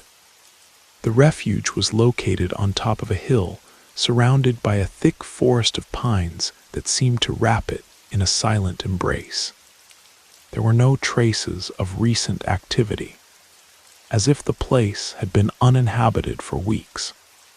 There were no boot prints or signs of life. Upon entering, the place seemed strange to us. Although everything appeared to be in its place, from the bunks to the gas stove, there was something unsettling about the way everything was arranged. The beds were perfectly aligned. Backpacks rested on tables, but there were no signs of the mountaineers who would normally stay there. There were also no signs of a recent departure, no abandoned food or clothing, and most disconcertingly, not a single trace that anyone had been in that refuge for a long time. Anna approached the window, which was slightly fogged, and observed the landscape, but upon doing so, she seemed to tense up. "Doesn't this seem strange to you?" she asked, her voice a bit low. Louis, who had always been the most relaxed of the group, tried to downplay it. "Probably they just left to do a different route. These places are quite remote, and maybe someone went ahead or returned to town," he said, although his tone didn't sound as convincing as usual. The first hours passed without incidents. We settled in, lit the stove to prepare some food, and sat down to chat about the ascent routes to Mount Elbert. Night arrived quickly, and as darkness fell, the sensation of calm that had previously surrounded us transformed into something denser, almost palpable. The shadows seemed to stretch longer than normal, and the light from the flashlights struggled to penetrate the gloom. It was then that we began to hear the noises. First, they were small creaks, as if someone were walking outside the refuge. We believed it could be some animal, maybe a deer or elk, but the noises didn't stop. They became more frequent, closer. At first, we tried to ignore them, thinking it was some curious animal wandering around, but things started getting weird. The footsteps, which initially seemed to be from a large animal, began to sound too human. Anna was the first to point out that something wasn't right. "You hear that, right?" she said, her voice barely audible. We all remained silent for a moment, and the creaking of wood in the refuge walls became an ominous music. The footsteps, as if someone were circling the house, intensified. Louis tried to explain it rationally. "It must be the wind moving the branches outside," he said, but his words didn't convince anyone. As the night advanced, the tension grew. The shadows, which before seemed to be simply part of the environment, now seemed to move in a disturbing way, as if someone were spying on us from outside. On a couple of occasions, we thought we saw thin, blurry figures sliding between the trees. But when we looked again, there was nothing. I decided to investigate. I left the refuge with my flashlight in hand, ignoring Anna's warnings, who asked me not to do it.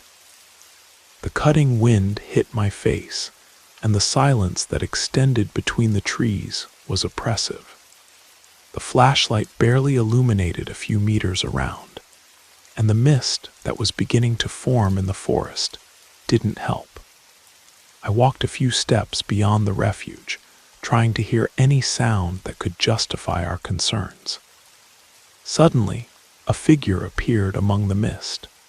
It was a blurry human silhouette that moved with strange fluidity.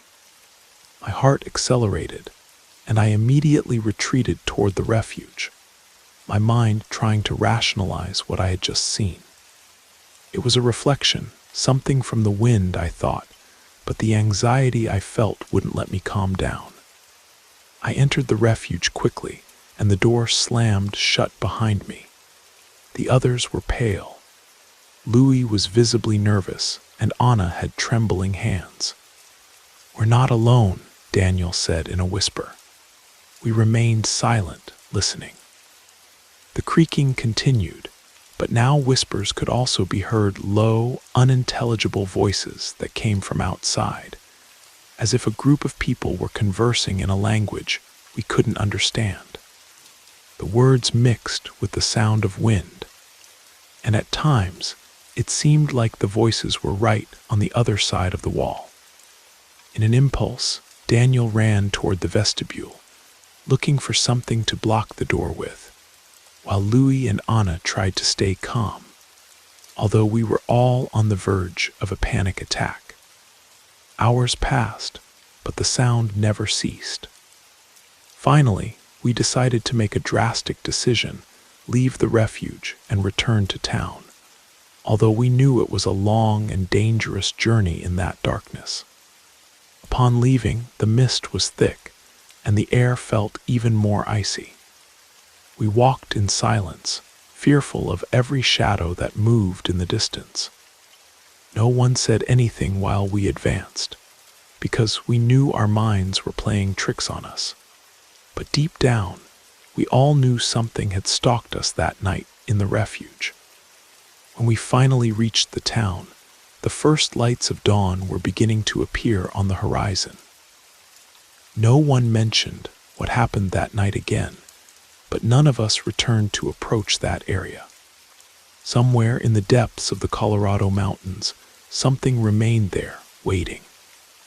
Since then, we've never returned to that refuge.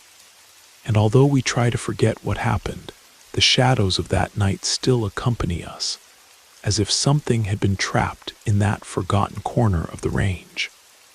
The Rocky Mountains hold memories that go back long before European settlers arrived. The indigenous peoples of the region, the Ute, the Arapaho, the Cheyenne, All have stories about places in the high country where spirits dwell, where the boundary between worlds grows thin. That refuge we found wasn't on any official trail map, wasn't registered with any forest service or mountaineering organization. I've researched the area extensively since that night, contacted local authorities, checked with the San Isabel National Forest. No one has any record of a refuge in that location.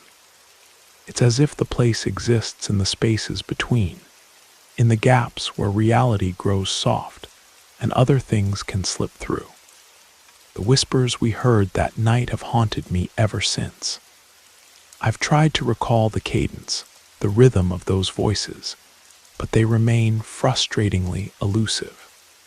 They spoke in no language I recognized, yet somehow they seemed familiar, as if they were speaking words I had known long ago and forgotten.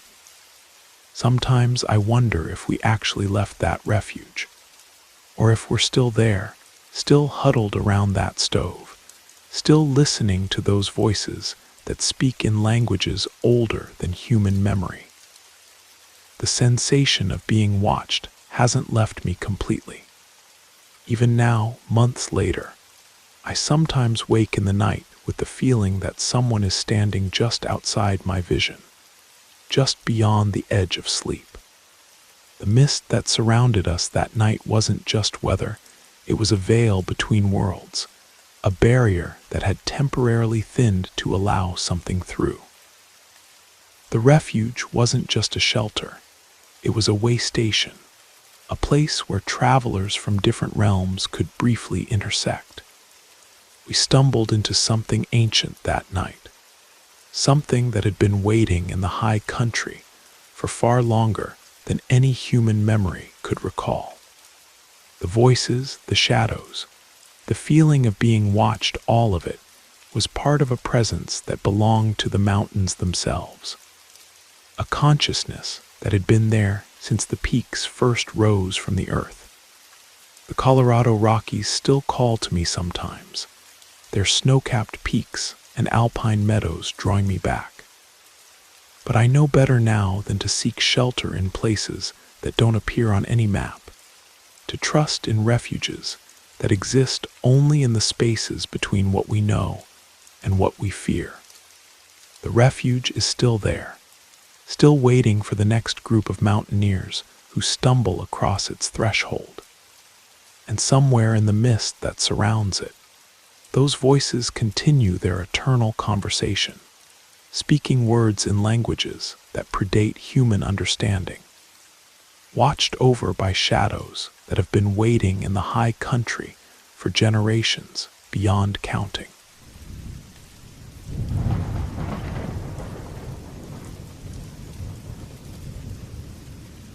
My name is Vincent, and I've worked as a construction worker for more than 10 years. I've been through many jobs, from residential buildings to factories, but I never imagined that the job that would mark me most in life would be restoring an old school on the outskirts of a small town in Oregon, where rumors oscillated between the absurd and the terrifying.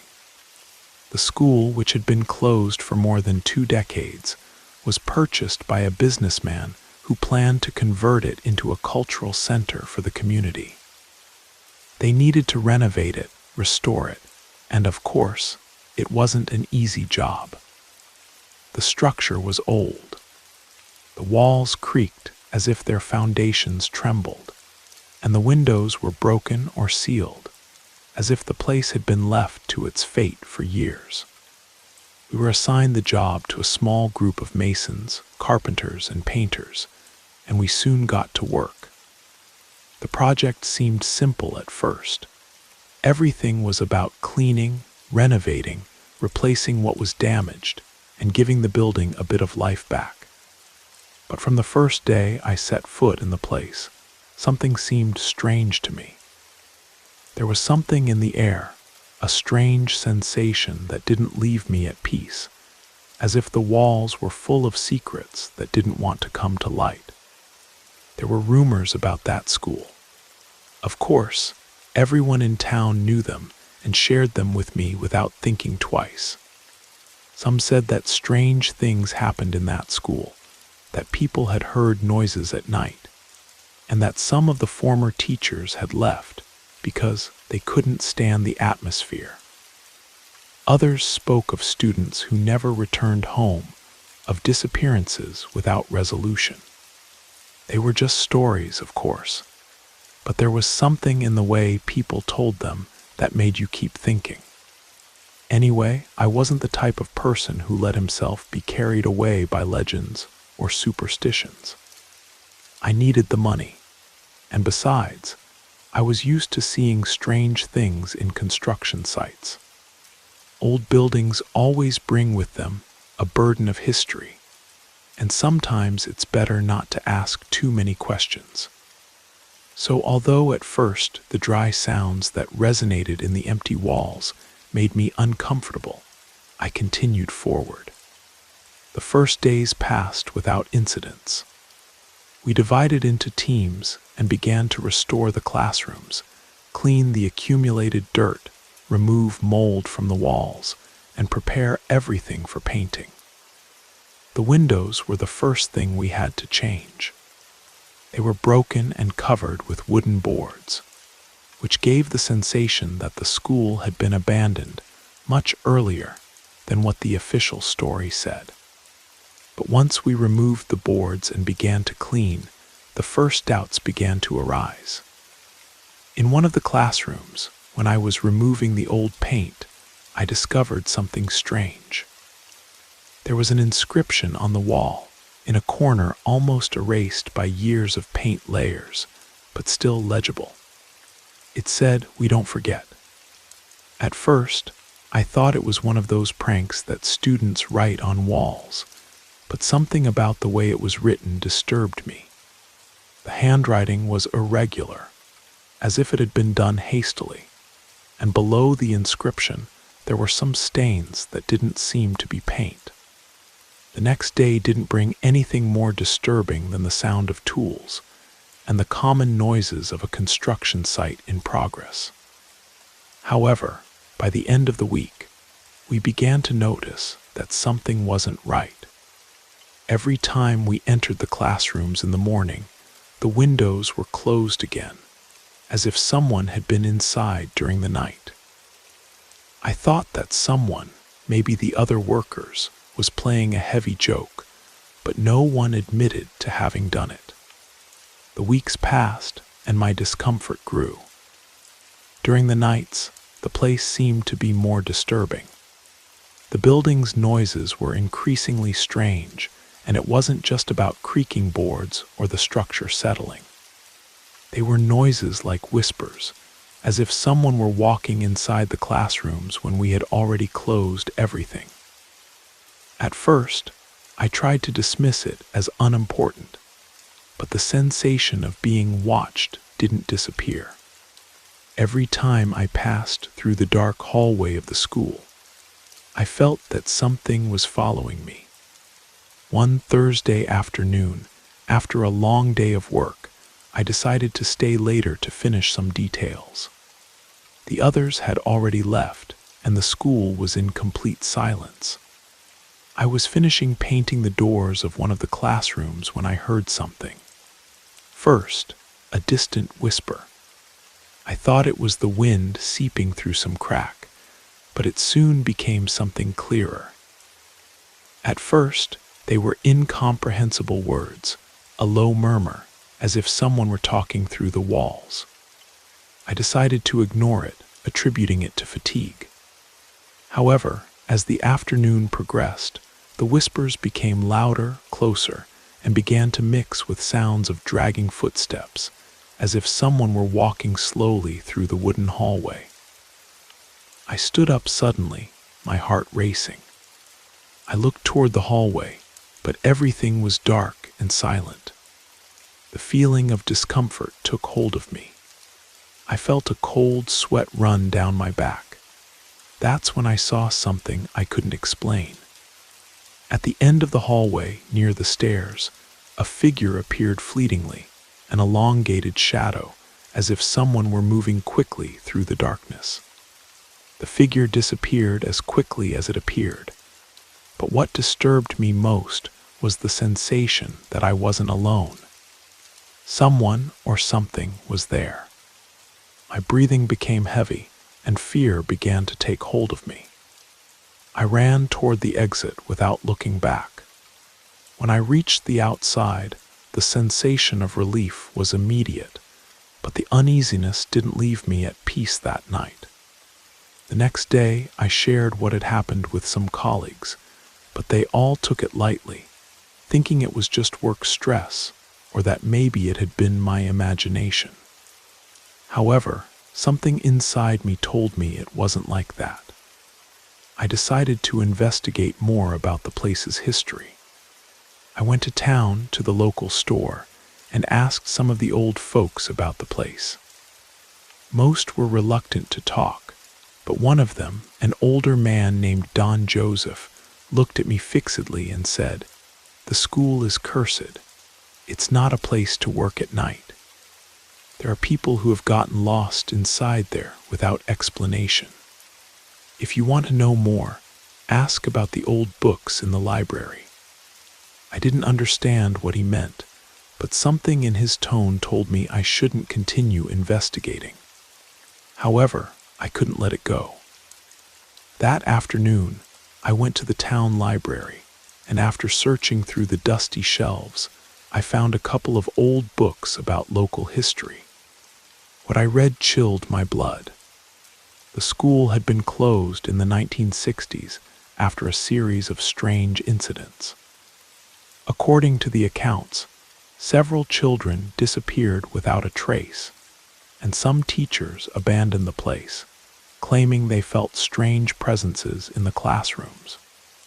In the oldest book, I found mention of a secret room on the upper floor that had been closed and sealed after the disappearance of a group of children. The last entry in the diary said, "We can never forget what happened here, neither them nor us." Reality hit me hard. What had I really been restoring? What dark secrets did that school keep? That night, while the wind blew hard outside the camp, I knew that something more was behind the rumors. Desperation took hold of me. What I had believed was just work now became a nightmare from which I didn't know how to escape. The next day during lunch, one of my colleagues, Juan, confided something to me that made me fall into panic again. "Vincent," he said in a low voice, "have you noticed anything strange about the windows? Every morning when we arrive, they're all closed again." My stomach turned. It was no longer just my mind playing tricks. Something was happening in that place, and I didn't dare to be alone again. From that day forward, I made sure never to work alone in the school. I always stayed close to my colleagues, and when the day ended, I was the first to leave. But even so, the sensation of being watched followed me everywhere. In the classrooms, in the hallways, even outside the building. I felt that invisible eyes were following my every move. The restoration continued, but my enthusiasm for the job had completely disappeared. Every hammer blow, every brush stroke, felt like I was disturbing something that should remain buried. The other workers began to notice my nervousness, but I couldn't explain to them what I was feeling without sounding crazy. One evening, as we were finishing for the day, I saw something that confirmed my worst fears. While packing my tools, I noticed that one of the sealed doors on the upper floor was slightly ajar. It was a door we had been specifically told not to open, as it led to the old storage room that was structurally unsound. But there it was, open just enough for someone to slip through. I called out to my colleagues, but they were already loading the truck outside. Against my better judgment, I approached the door and peered inside. The room was small and filled with old desks stacked against the walls. But what made my blood run cold was what I saw carved into the wooden floor. Children's names, dozens of them, scratched deep into the wood as if by fingernails. And in the center of the room, a large dark stain that looked disturbingly fresh. I backed away from the door, my hands shaking. This wasn't just an old school with a tragic history. This was something far worse. The missing children, the sealed room, the strange occurrences, it all began to make terrifying sense. I slammed the door shut and ran downstairs, my heart pounding so hard I thought it might burst. That night I couldn't sleep. Every time I closed my eyes, I saw those names carved into the floor, heard the whispers in the hallways, felt the weight of unseen eyes watching me. I made a decision that would change everything. I was going to quit the job, no matter what it cost me. The next morning, I arrived at the school determined to pack up my things and leave. But when I entered the building, I found something that made me question my sanity. The door to the sealed room was wide open, and my footprints from the night before were clearly visible in the dust leading to and from the room. But there were other footprints too, small ones, like those of children, circling around mine as if they had been watching me the entire time. I ran to find the foreman and told him I was quitting immediately. He tried to convince me to stay, offering more money, but I couldn't be swayed. Some places are meant to remain buried in the past, and that school was one of them. As I drove away for the last time, I looked back at the building and saw what appeared to be small faces in the windows, watching me leave. The other workers continued with the restoration, but I heard through the grapevine that several more quit within the following weeks. Strange accidents began to happen. Tools would go missing, then reappear in impossible places. Workers reported feeling cold spots in certain rooms, even during the hottest days of summer. The project was eventually abandoned when the businessman ran out of money, though I suspect the real reason was much darker. The school stands empty again now, its windows boarded up once more. The townspeople have returned to their silence about the place, as if speaking of it might somehow awaken whatever sleeps within those walls. But I know the truth. Some secrets are too terrible to remain buried, and some places are too haunted to ever truly be restored. Sometimes, late at night, I still hear the whispers from that hallway. And in my dreams, I see those small footprints in the dust, forever circling around mine, as if those lost children are still trying to tell me something I'm too afraid to understand.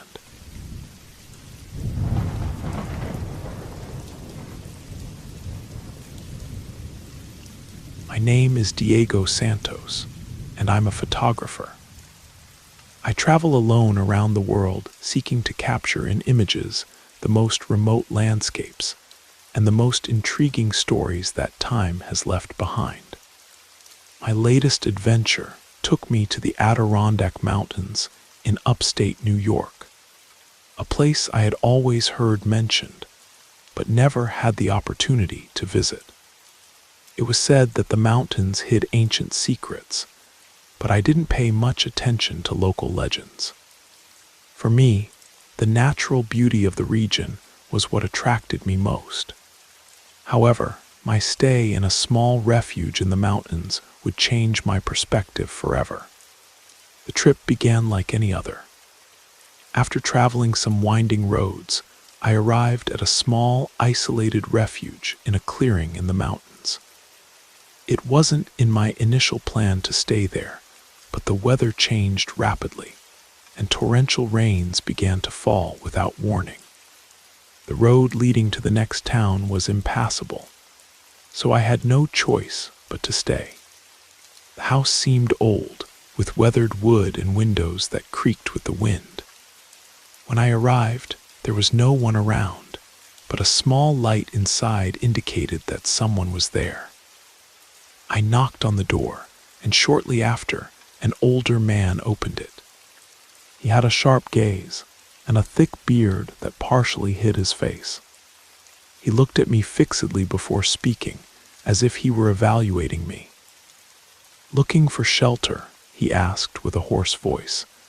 I nodded, and without asking more questions, he allowed me to enter. The refuge's interior was warm, with a fireplace that burned gently in a corner. It wasn't a luxurious place, but it had a welcoming air. In the back, a wooden table was full of black and white photographs, some framed and others scattered without order. An old wall clock marked the passage of time with a constant, methodical sound. "Can I stay here until the storm passes?" I asked while sitting near the fireplace. The man observed me for a moment and then nodded. "Sure, here we don't bother anyone and no one bothers us either, but if you're going to stay, make sure to follow the rules." "What rules?" I asked, somewhat confused. "The usual: don't go out at night, don't make noise, and above all, don't touch what you shouldn't touch. It's an old house with stories that some prefer to forget." I didn't give much importance to his words. I thought he was a superstitious man, worried about what might be happening in his refuge. However, something in his tone of voice made me feel there was something more behind his warning. I tried to change the subject, but he got up without saying a word and disappeared down the hallway. That night, after eating something light that the man offered me, I retired to the small room that had been assigned to me. The bed was simple but clean and comfortable. Despite the storm still raging outside, I felt relaxed, at least for a while. Before falling asleep, I took out my camera to review some photos I had taken during the day, but a strange smell distracted me. It came from the walls. It wasn't something unpleasant, but it was peculiar, an aroma of humidity, old wood mixed with something I couldn't identify. The smell seemed to come from the walls themselves, as if the house were breathing. I closed my eyes and tried to ignore it, but something inside me wouldn't let me rest peacefully. During the night, the sound of wind hitting the windows kept me alert. At some point, I woke up startled. I was sweating and with my heart racing. I heard footsteps in the hallway, but when I got up to investigate, there was no one. The next day, while having breakfast, I began to examine the photos on the refuge table. There was something strange about them. They were photographs of people I had never seen before, some taken in what seemed to be the same refuge, others in nearby places. What caught my attention was that, although the faces were of ordinary people, there was something unsettling about their gazes. Their eyes seemed empty, as if they were trapped in some distant, somber thought. I approached the photos more closely, trying to identify some detail. But what I saw was surprising.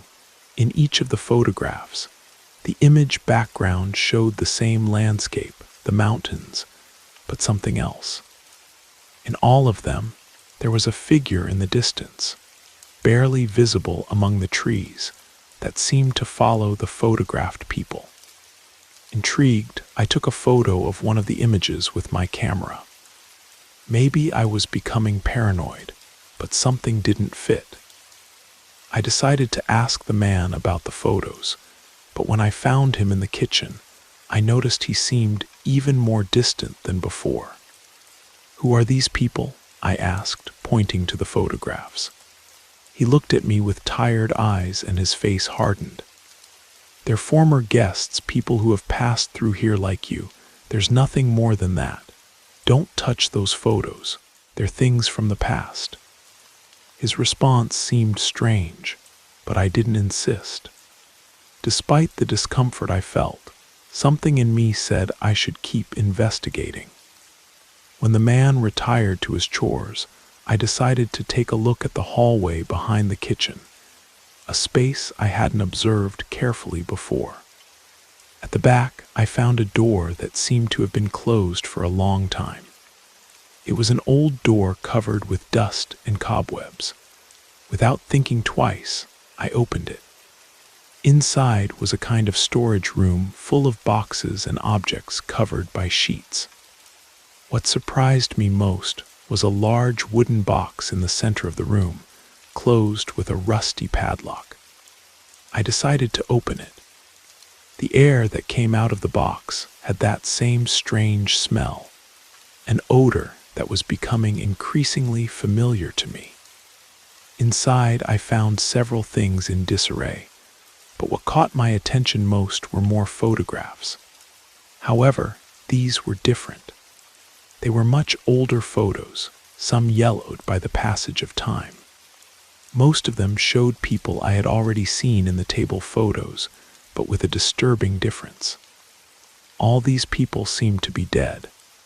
The expressions on their faces left no room for doubt. Some seemed to be sleeping, others were simply decomposed corpses, and all of them seemed to have been photographed in the same place, that same refuge. My stomach churned, and a chill ran through my body. Suddenly, a cold hand touched my shoulder. I turned quickly, and there was the man standing in the doorway with a look of desperation. He didn't say anything, but his face was pale and his eyes empty. Finally, he broke the silence. "I knew it," he said, almost whispering. "I shouldn't have let you in. No one who stays here leaves the same. No one who touches those things can leave without knowing the truth." My mind began to burn with questions, but I didn't have time to ask any. The man grabbed my arm forcefully and dragged me toward the hallway. "Listen, before you understand, before you see what happened here, you must leave. This place never lets anyone go, never." But I couldn't leave. Something inside me said I should know the complete story. I wanted to know what had happened in that refuge, in that house that seemed to be trapping people again and again, as if it were a magnet for forgotten tragedies. Looking around, the photos seemed to move, the faces of the dead watching me, and the smell in the walls became stronger. I didn't know if I was dreaming, but one thing was clear. Something dark and terrible had happened in that place, something I should never have discovered. The Adirondack Mountains hold memories that go back generations, long before European settlers arrived. The indigenous peoples of the region, the Mohawk, the Oneida, the Haudenosaunee, all have stories about places where spirits dwell, where the boundary between worlds grows thin. That refuge I found wasn't on any official map, wasn't registered with any Forest Service or tourism organization. I've researched the area extensively since that night, contacted local authorities, checked with the Adirondack Park Agency. No one has any record of a refuge in that location. The photographs I saw that night have haunted me ever since. Not just the images themselves, but the implication of what they represented. A cycle of death and documentation that had been going on for decades, maybe longer. The man who ran the refuge wasn't just a caretaker. He was a curator of something far more sinister. I managed to escape that night, though I'm not entirely sure how. My memory of leaving is fragmented, dreamlike. I remember running through the forest in the dark, the storm still raging, branches tearing at my clothes. When I finally reached the main road, dawn was breaking, and the refuge was nowhere to be seen. But I took something with me, not just the memory, but one of the photographs. I slipped it into my pocket during the chaos of my escape, a piece of evidence that what I experienced was real. It's a photo of a young woman, maybe in her 20s, with that same empty stare I had seen in all the others.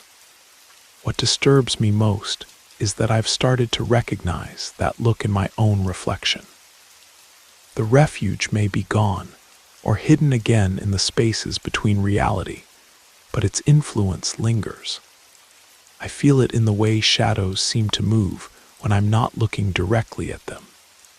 In the way my own photographs sometimes capture things that weren't there when I took them. The mountains keep their secrets, and perhaps that's how it should be.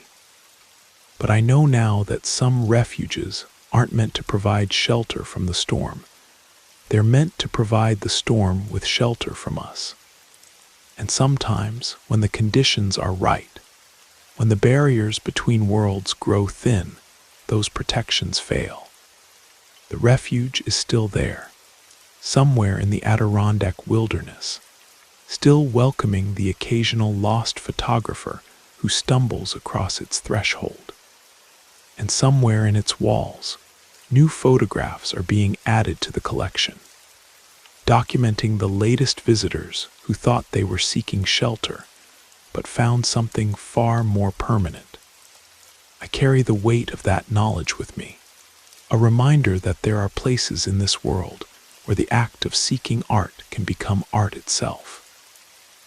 The kind of art that's meant to be hidden away, never to be seen by living eyes, preserved forever in the collection of a curator who has been waiting in the shadows for far longer than any human memory can recall.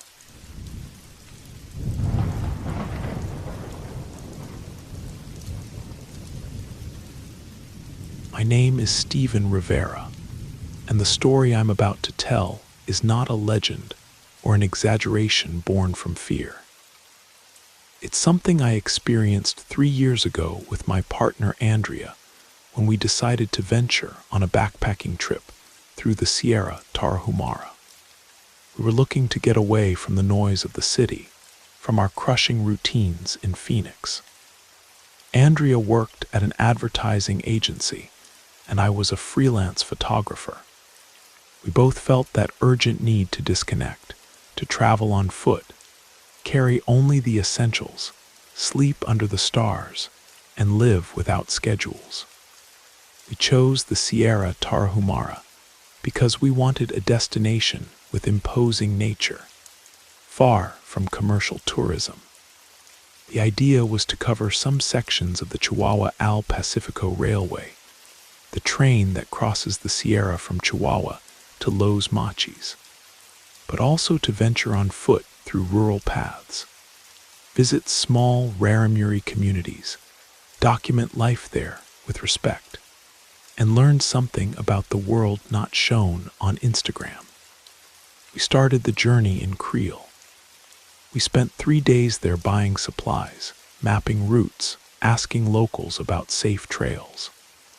Everyone told us the same thing: don't stray from the marked paths, especially in the southern area of the Sierra, near Urique and Batapillas. They said it was very easy to get lost, and that not all communities accepted visits from strangers. Some spoke with respect, others with a hint of warning. An older man selling tortillas in the plaza told me straight out, there are places in the Sierra where even locals don't go. If you encounter people who don't want to talk, turn around. Don't ask questions. We thought he was referring to closed communities or land conflicts. Although we took precautions, we didn't give it the weight it deserved. After days of walking between canyons and tall pines, sleeping in small rural inns, we reached a point where the trail forked. To the right, the path continued toward Guachachi, where we planned to take the train again. To the left, a small, barely marked trail descended toward a dry arroyo. It didn't appear on the maps, but Andrea, who had a good eye for reading terrain, told me it looked like a used path. If we follow it, maybe we'll reach a lesser-known community, she said excitedly. It could be interesting. She was enthusiastic, and so was I. We felt invincible, connected to nature, to the slow rhythm of walking. So we turned left. It was a mistake. At first, the trail was clear. The vegetation was thick, but there were recent signs of passage, even a plastic bottle half buried in the earth. We walked for about 3 hours under the shade of oaks and oyamel firs without encountering anyone until we reached a clearing.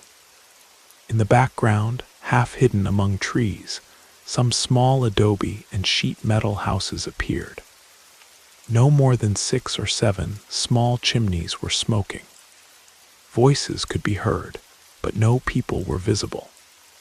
Upon entering, we immediately noticed something wasn't right. It was mid-afternoon. In any other community we had visited, children played outside, people greeted each other, dogs barked. Here, no. The place was silent, except for the sound of stone being struck against stone. We stopped dead. "Let's continue," Andrea whispered to me. "Just a little more. If no one says anything, we'll leave." "Agreed," I responded. We walked slowly along the edge of the settlement.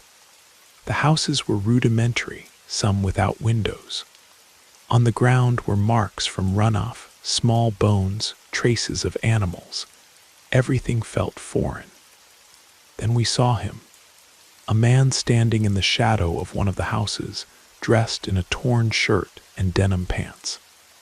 He was looking at us with an expression I couldn't decipher. It wasn't anger or surprise. It was as if he knew we were going to arrive. He didn't say a single word, just looked at us. Andrea raised her hand, trying to break the ice. "Good afternoon," she said with a nervous smile. "Do you know if there's a path to Guachachi around here?" The man didn't respond, just turned his head as if giving a signal toward the interior of the town. Suddenly, more people began to emerge from the houses, silent, with the same inexpressive gaze. Men, women, even a couple of children. No one spoke, they just watched us. An older man approached us. He wore a flattened hat, dark skin weathered by the sun, opaque eyes.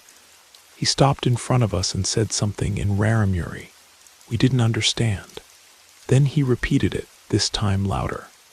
The tone was clear, "Leave." I didn't wait any longer. "Thank you, we're leaving now," I said, taking a step back. But when we turned around, we saw that 3 other men had come out on the trail we had arrived by. They were right there, without weapons, without shouting, just blocking the path. They weren't talking, weren't moving, weren't approaching.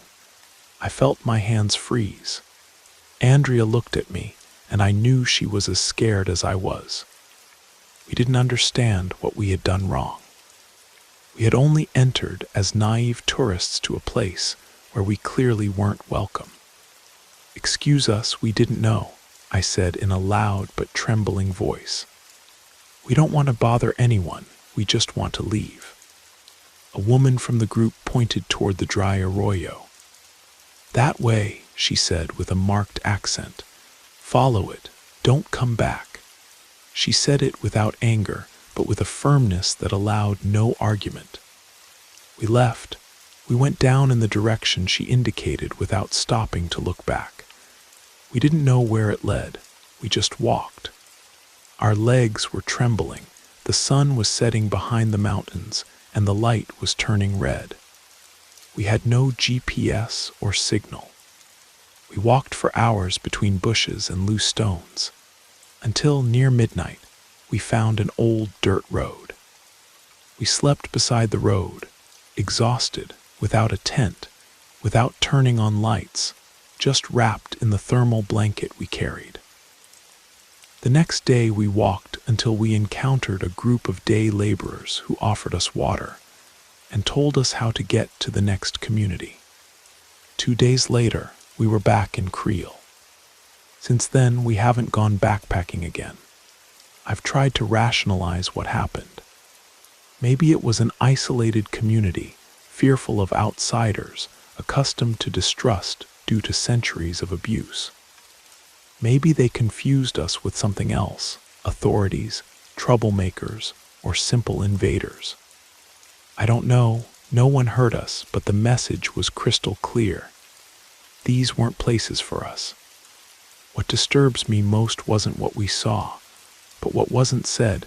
That way everyone looked at us, as if they knew things that aren't spoken of, things that outsiders shouldn't see. We haven't spoken about it in detail again, not even between ourselves. We only know there are paths in the Sierra that aren't meant to be traveled by just any foot. Paths that don't appear on maps for good reason. And whenever someone tells me they're going backpacking through the Sierra Tarahumara, I just say what that old man in Creole told me the first time. If someone doesn't want to talk to you, don't ask questions. Turn around. Believe me, it's better that way. The memory of that encounter has stayed with me, vivid and unsettling. Sometimes I find myself thinking about the man in the torn shirt, wondering what he was thinking as he watched us approach. There was something in his stillness, in the way he seemed to be waiting for us, that suggested this wasn't the first time outsiders had wandered into their settlement. I've researched the area since then, trying to understand what we stumbled into. The Sierra Tarahumara is vast, with countless remote communities that have remained isolated for generations. Some maintain traditional ways of life that have been unchanged for centuries. Others have reasons for wanting to remain hidden that have nothing to do with tradition. The more I've learned, the more I realize how unprepared we were for what we encountered. We went in with the typical American tourist mindset, assuming our presence would be welcomed or at least tolerated. We didn't consider that some places aren't meant for outsiders, that some communities have learned through bitter experience, that strangers often bring trouble. What haunts me most is the coordination of it all. The way the people emerged from their houses, the way the men positioned themselves on our exit route, the calm authority with which the woman directed us away. It all spoke of a practiced response. We weren't the first uninvited guests, and we certainly wouldn't be the last. Andrea and I talked about it extensively in the weeks following our return. She was more shaken by the experience than I was initially, but as time passed, I found myself thinking about it more and more. The silence of the place, the way everyone moved with such purpose, the feeling that we were being evaluated and found wanting, all of it suggested layers of meaning we couldn't begin to understand. I've wondered sometimes if we were lucky to leave when we did. The men blocking our path didn't seem aggressive, but there was something implacable about their presence. They weren't asking us to leave, they were ensuring we would. The distinction felt important, though I couldn't articulate why. The Sierra Tarahumara holds its secrets close, and perhaps that's as it should be. We went looking for adventure and found something far more complex, a reminder that the world still holds places where our assumptions don't apply, where the rules we take for granted simply don't exist. It was a humbling experience, one that changed how I think about travel and exploration. Sometimes I wonder what would have happened if we had tried to stay, if we had insisted on our right to be there. But I suspect I already know the answer. Some boundaries aren't meant to be crossed, and some invitations are extended only once. We were given the chance to leave with our dignity intact, and we were wise enough to take it. The trail that led us there remains unmarked on any map I've seen since. Perhaps that's intentional. Perhaps some paths are meant to be found only by those who already know where they lead.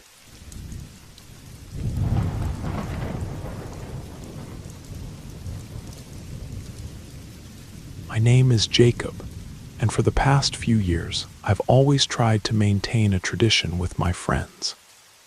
We camp in the Sierra Nevada mountains, a place we've chosen because, besides being secluded and peaceful, it offers us that air of adventure we need to disconnect from our daily routine. Everything seemed perfect for a weekend of relaxation and fun, or at least that's what we thought. It was a Saturday afternoon in early June when we departed from Sacramento toward the mountains. We drove for hours until we reached a remote point near Lake Tahoe, a place little known by tourists, perfect for setting up our camping tent and enjoying a night in the open air. The five of us were excited. Hector, the most extroverted of the group. Carla, our friend, always prepared with all kinds of survival equipment. Louis, the joker who always made us smile. Sophia, who preferred to read by the fire instead of hiking. And me, the quietest one, always with the camera in hand, capturing every moment. Upon arriving, we quickly set up, pitched the tents, prepared the campfire, and began to chat while the sun set behind the mountains. The view was impressive. The tranquility of the Sierra combined with the relaxing sound of wind among the trees and the distant murmur of the lake water. While we settled around the fire, Sophia pulled out a couple of beers, and we began to laugh and share anecdotes from our lives. However, as night fell, something strange began to be felt in the air. It wasn't something I could describe precisely, just a sensation, as if the place were too silent, as if even the wind had decided to stop. We went to sleep shortly after the fire went out. The night closed over us, and the darkness was total. The only light source was the lantern we left on near the tent entrance, and the faint light of the moon filtering through the branches.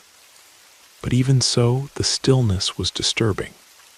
That first night nothing strange happened, but at dawn something odd occurred. Hector wasn't in the tent when we woke up. No one had seen him leave, nor had we heard noises. He simply wasn't there. We thought maybe he had gone out for a walk around the lake, as was his custom. No one was too worried, but the feeling that something wasn't right began to settle little by little. Louis decided to look for him in the surroundings, calling his name. I joined him while the girls picked up the things and tried to give rational explanations. He must have gone a little further than usual, Carla said, trying to downplay the matter. But the truth is, we all knew Hector wasn't one of those who simply got lost without warning. Almost 2 hours passed before Louis, and I found something that left us speechless. Near the edge of the lake, a couple of miles from where we had camped, we found his backpack. It was intact, but there was something strange about its arrangement.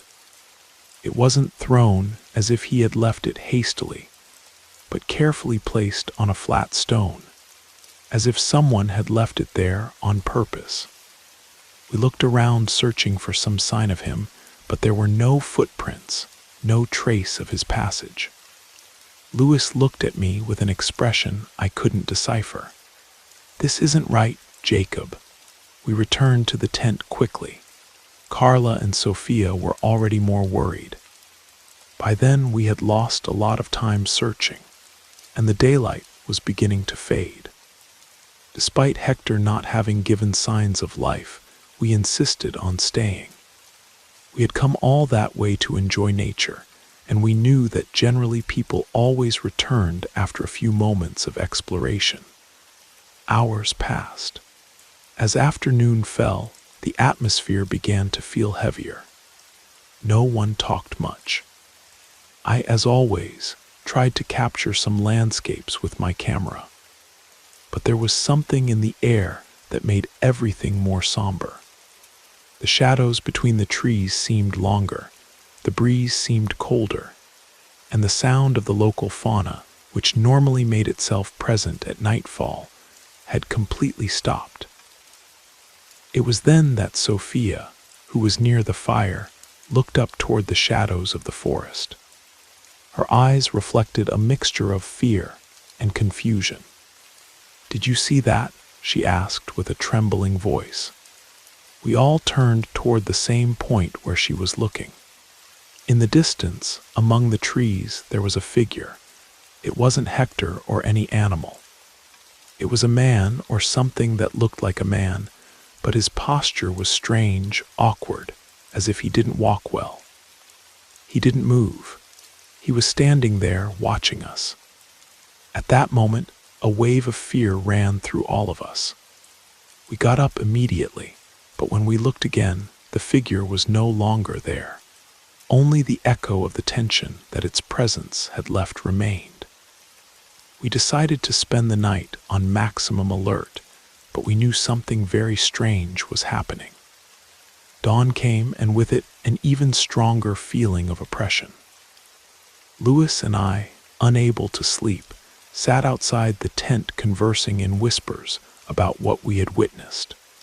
Could Hector be in danger? Could he have had an accident or gotten disoriented in the darkness? It was then that something more terrifying happened. One of the lanterns we had left on near the lake went out. The strange thing wasn't that it had gone out, but that when we went to look for it, we found it, but with something else. The lantern had been placed on a rock, just like we had found Hector's backpack. From that moment, the tension became unbearable. The three of us who remained decided we had to return to the city as soon as possible. It didn't matter if we hadn't found Hector. It didn't matter that we were in the middle of the Sierra. Something told us we couldn't stay there, not one more hour. We gathered our things in silence, and just as we were about to leave, we heard something that froze our blood. From the forest, a soft voice, almost a whisper, rose among the wind. "Come back." It was a voice we didn't recognize. We turned, but there was no one. The feeling that someone or something was watching us became stronger, and it was at that moment that we made the decision to leave immediately. We left everything behind, the tent, the backpacks, everything. We ran until we reached the vehicle. We never knew what happened to Hector. We never found his body or any other clue that could indicate where he was or what occurred. The police, when we contacted them, didn't quite believe us. At first, they thought we had exaggerated. They told us he had probably gotten lost in the forest or had decided to flee for some reason we didn't understand. But we knew what had happened. Hector had vanished. Something or someone had made him disappear. And no matter how much we tried, we couldn't find any logical answer. Today, after several years, I still don't understand what happened at that campsite. We haven't returned to camp in the Sierra either. Sometimes, when I'm alone, I feel I can hear that whispering voice again, urging me to return. But honestly, I don't know if I want to know what really happened that night. Almost 3 years have passed since we abandoned that Sierra, but despite all the time that has elapsed, I haven't been able to get rid of the feeling that what I lived that night has no logical explanation. Sometimes I find myself thinking about Hector, about what could have happened to him, and how everything fell apart so quickly. The feeling of discomfort persists, and the memory of his disappearance continues to haunt me. After returning to Sacramento, we all tried to move forward with our lives. Louis and Sophia began to talk more calmly about what happened, although always with a kind of denial. as if we were trying to convince ourselves that it wasn't so serious, that maybe everything was a product of our imagination or some type of paranoia generated by the isolation of the Sierra. Carla, for her part, was the one who was most affected. She had always been the most rational of all of us, the one who tried to have control over everything. But after that experience, she began to avoid talking about the incident. From time to time, she would call me, but her words seemed empty, as if she didn't want to remember what happened. I found out through Louis that a few months later, Carla moved to another city. She never mentioned Hector's disappearance in her farewells, as if she had wanted to erase that part of her life completely. What happened to Hector became a taboo topic among us. Silence was the only answer when someone mentioned that night. I tried, like everyone else, to continue with my life. But every time I saw someone in the Sierra or heard news of disappearances in nearby areas, I couldn't help but relive those moments. Something told me that if I didn't solve what had happened, I would never be able to leave it behind. One day, after months of not talking to anyone in the group, I received a message from Louis. I wasn't so surprised by the message itself, but by what it said. It said the following: "Jacob, I need to talk to you about what happened. I've been investigating something. There's something more we didn't know, something we never dared to say. Let's meet." At first, I thought it was just one of those ideas that usually appear in moments of stress or nostalgia, but something in the tone of his message made me doubt. I decided to see him. We met at a cafe in the city, in the same place where we used to gather to chat before those trips. Louis arrived visibly nervous, thinner than I remembered him, as if time had worn him down. He sat in front of me, and after a long silence, he began to speak. "Jacob, you can't imagine what I've found. I think I finally understood what happened to Hector. I've been investigating, looking for any clue that could give us an answer. I don't know if what I found makes sense, but something tells me you should know." Louis told me that after that night, he couldn't stop thinking about the strange figure we saw among the trees. He decided to return to the Sierra weeks later, alone, to try to get some clue. It was on that second trip that he discovered something disconcerting. Near the area where we had camped, there was a small clearing that we hadn't noticed on our first visit. In that clearing, Louis found several scattered objects: a jacket, a backpack, a cell phone, but what was most disturbing was what was written on the phone. The phone belonged to someone we didn't know, and in its memory, there were several messages and strange photos. There were images of people in disconcerting situations, some very similar to what we saw that night, of blurry figures, almost human, watching from the shadows. But what disturbed him most were the texts. "It's almost time. The cycle repeats." And one that stood out especially: "Hector is still there. Don't forget the forest. He will return." Louis had kept the phone as evidence, but apparently the truth was even more chilling than we had imagined. "Jacob, I don't know if someone was watching us that night, but what I do know is that Hector never left. Something trapped him there, something we can't understand." I tried to process what he was telling me, but I couldn't. The idea that Hector had been part of something much bigger, something we couldn't see or understand, terrified me.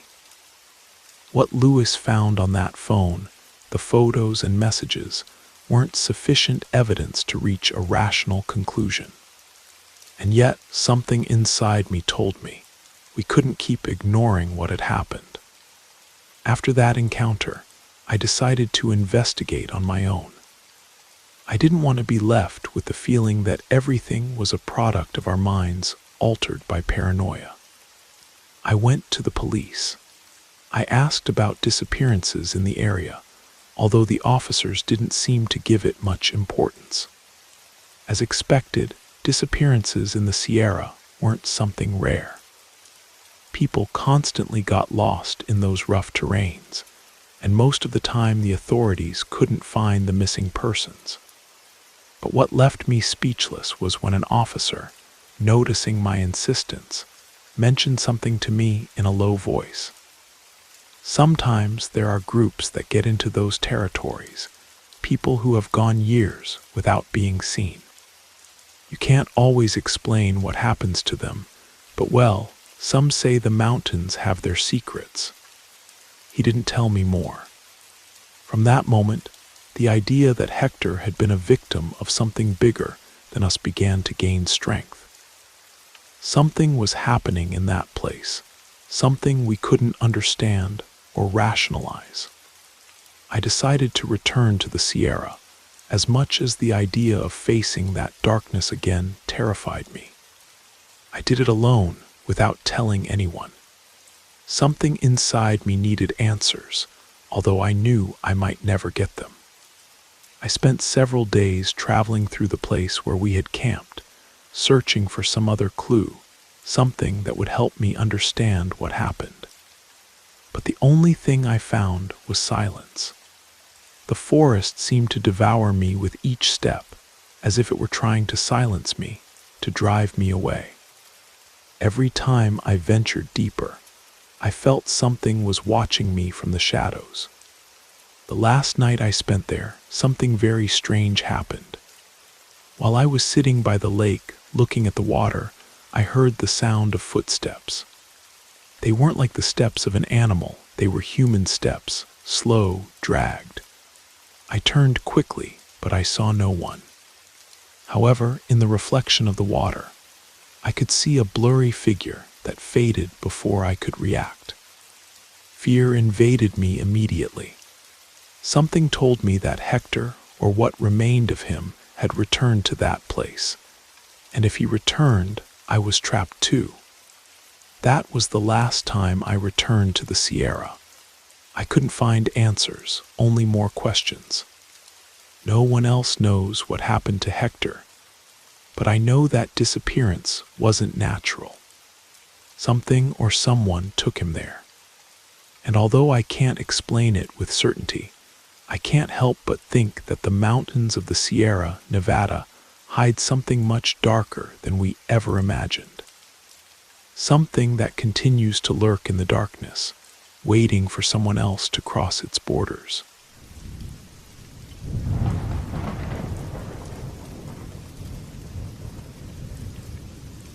My name is Anthony, and I work as an agricultural laborer in the cornfields of a town in Kansas. For the past 3 years, I've been living in an improvised camp with other workers, surrounded by fertile lands and a landscape that appears tranquil on the surface. The sun here rises early and sets late, and the work is hard. Sometimes the days stretch longer than one would like, but there's not much to complain about. Here life follows its course from sun to sun. I remember that afternoon clearly, although it seems like it was much longer ago. It was a normal afternoon like any other, and I was working in the field along with the others. The sky was clear, but as usually happens in this region, a heavy wind began to blow at the end of the afternoon. Something that can't be ignored when you work under the sun in the middle of the earth. The storm was approaching. We had received a warning, but the conditions in the field don't allow you to stop work because of the weather. If we don't advance with the harvests, the money keeps decreasing.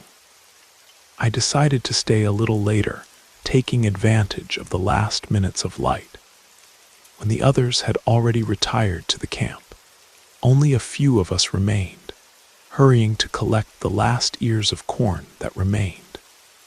The wind, increasingly stronger, began to drag some dry leaves from the corn plants that fell to the ground like arrows.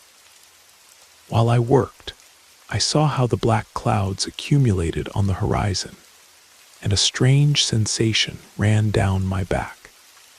It wasn't the first time I found myself in a storm, but something about that night told me this one would be different. The air began to smell of wet earth, and the humidity became denser. When I realized it, the storm was already above us. The first thunder rumbled in the air, and the sky lit up with a blinding glow. The rain began to fall hard, hitting the earth with fury, and I quickly found myself soaked. The thunder didn't cease, and the wind attacked with such violence that the raindrops seemed to pierce the skin. I ran toward the camp, but the storm was so intense that the raindrops fell as if they were stones. To my surprise, when I arrived at the camp, I found most of the tents in disarray. Some of the workers had already abandoned their things and sought refuge in a nearby tool shed. I couldn't help but feel somewhat uneasy, but the rain didn't let me think too much. I took my backpack and decided to take refuge in a small cave I had discovered days before on the slope of a nearby hill when I had moved away from the camp to explore. That cave, although small, was the type of shelter one needs when the storm rages, and the option of returning to the camp doesn't seem viable due to the force of the rain and wind. The cave was about 300 meters from the camp, in a rocky area of the terrain that, although somewhat difficult to reach, seemed to be the best option if I wanted to avoid getting even more soaked. I ran there, stumbling several times on the wet stones, and finally arrived soaked and exhausted. At first, I felt relieved to find the respite I was looking for. The cave sheltered me from the rain and wind and allowed me to listen to the storm in the distance. But the relief didn't last long.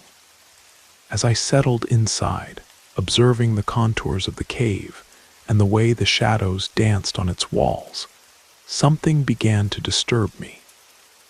I realized that something didn't fit. The noise of the storm had left me with a feeling of uneasiness. It was as if nature, which had always been my work companion, was now invading my space in a strange and hostile way. Then I heard something outside. At first I didn't pay attention, thinking the sound came from the wind or some animal, but then I heard it again. Footsteps. They were soft but firm steps, as if someone were walking carefully, deliberately. It couldn't be an animal because the cadence of the steps was human. My first impulse was to think that some coworker had sought refuge in the same cave, but at the same time something told me that wasn't possible. If someone else had arrived, I would have heard them before. And besides, the storm didn't allow anyone to walk through the field without me noticing.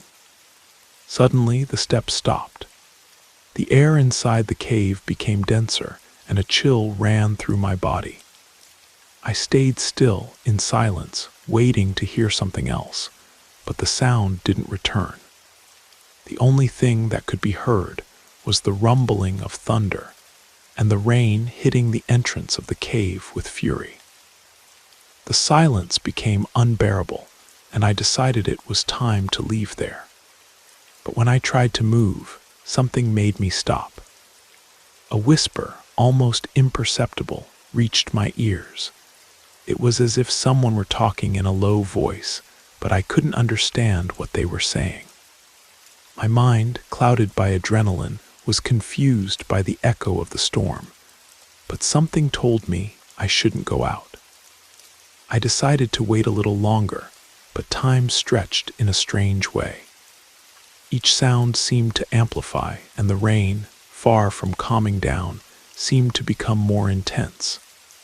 It was then that I saw him. In the penumbra, almost like a specter, a figure appeared at the entrance of the cave. I couldn't see it clearly, but what disturbed me most was that, although the storm was raging outside, the figure remained still as if nothing affected it. Fear took hold of me and my mind began to race. What was that? A lost farmer, a stranger, or something worse? I was too far from the camp to ask for help, and besides, the storm had left me unable to see well.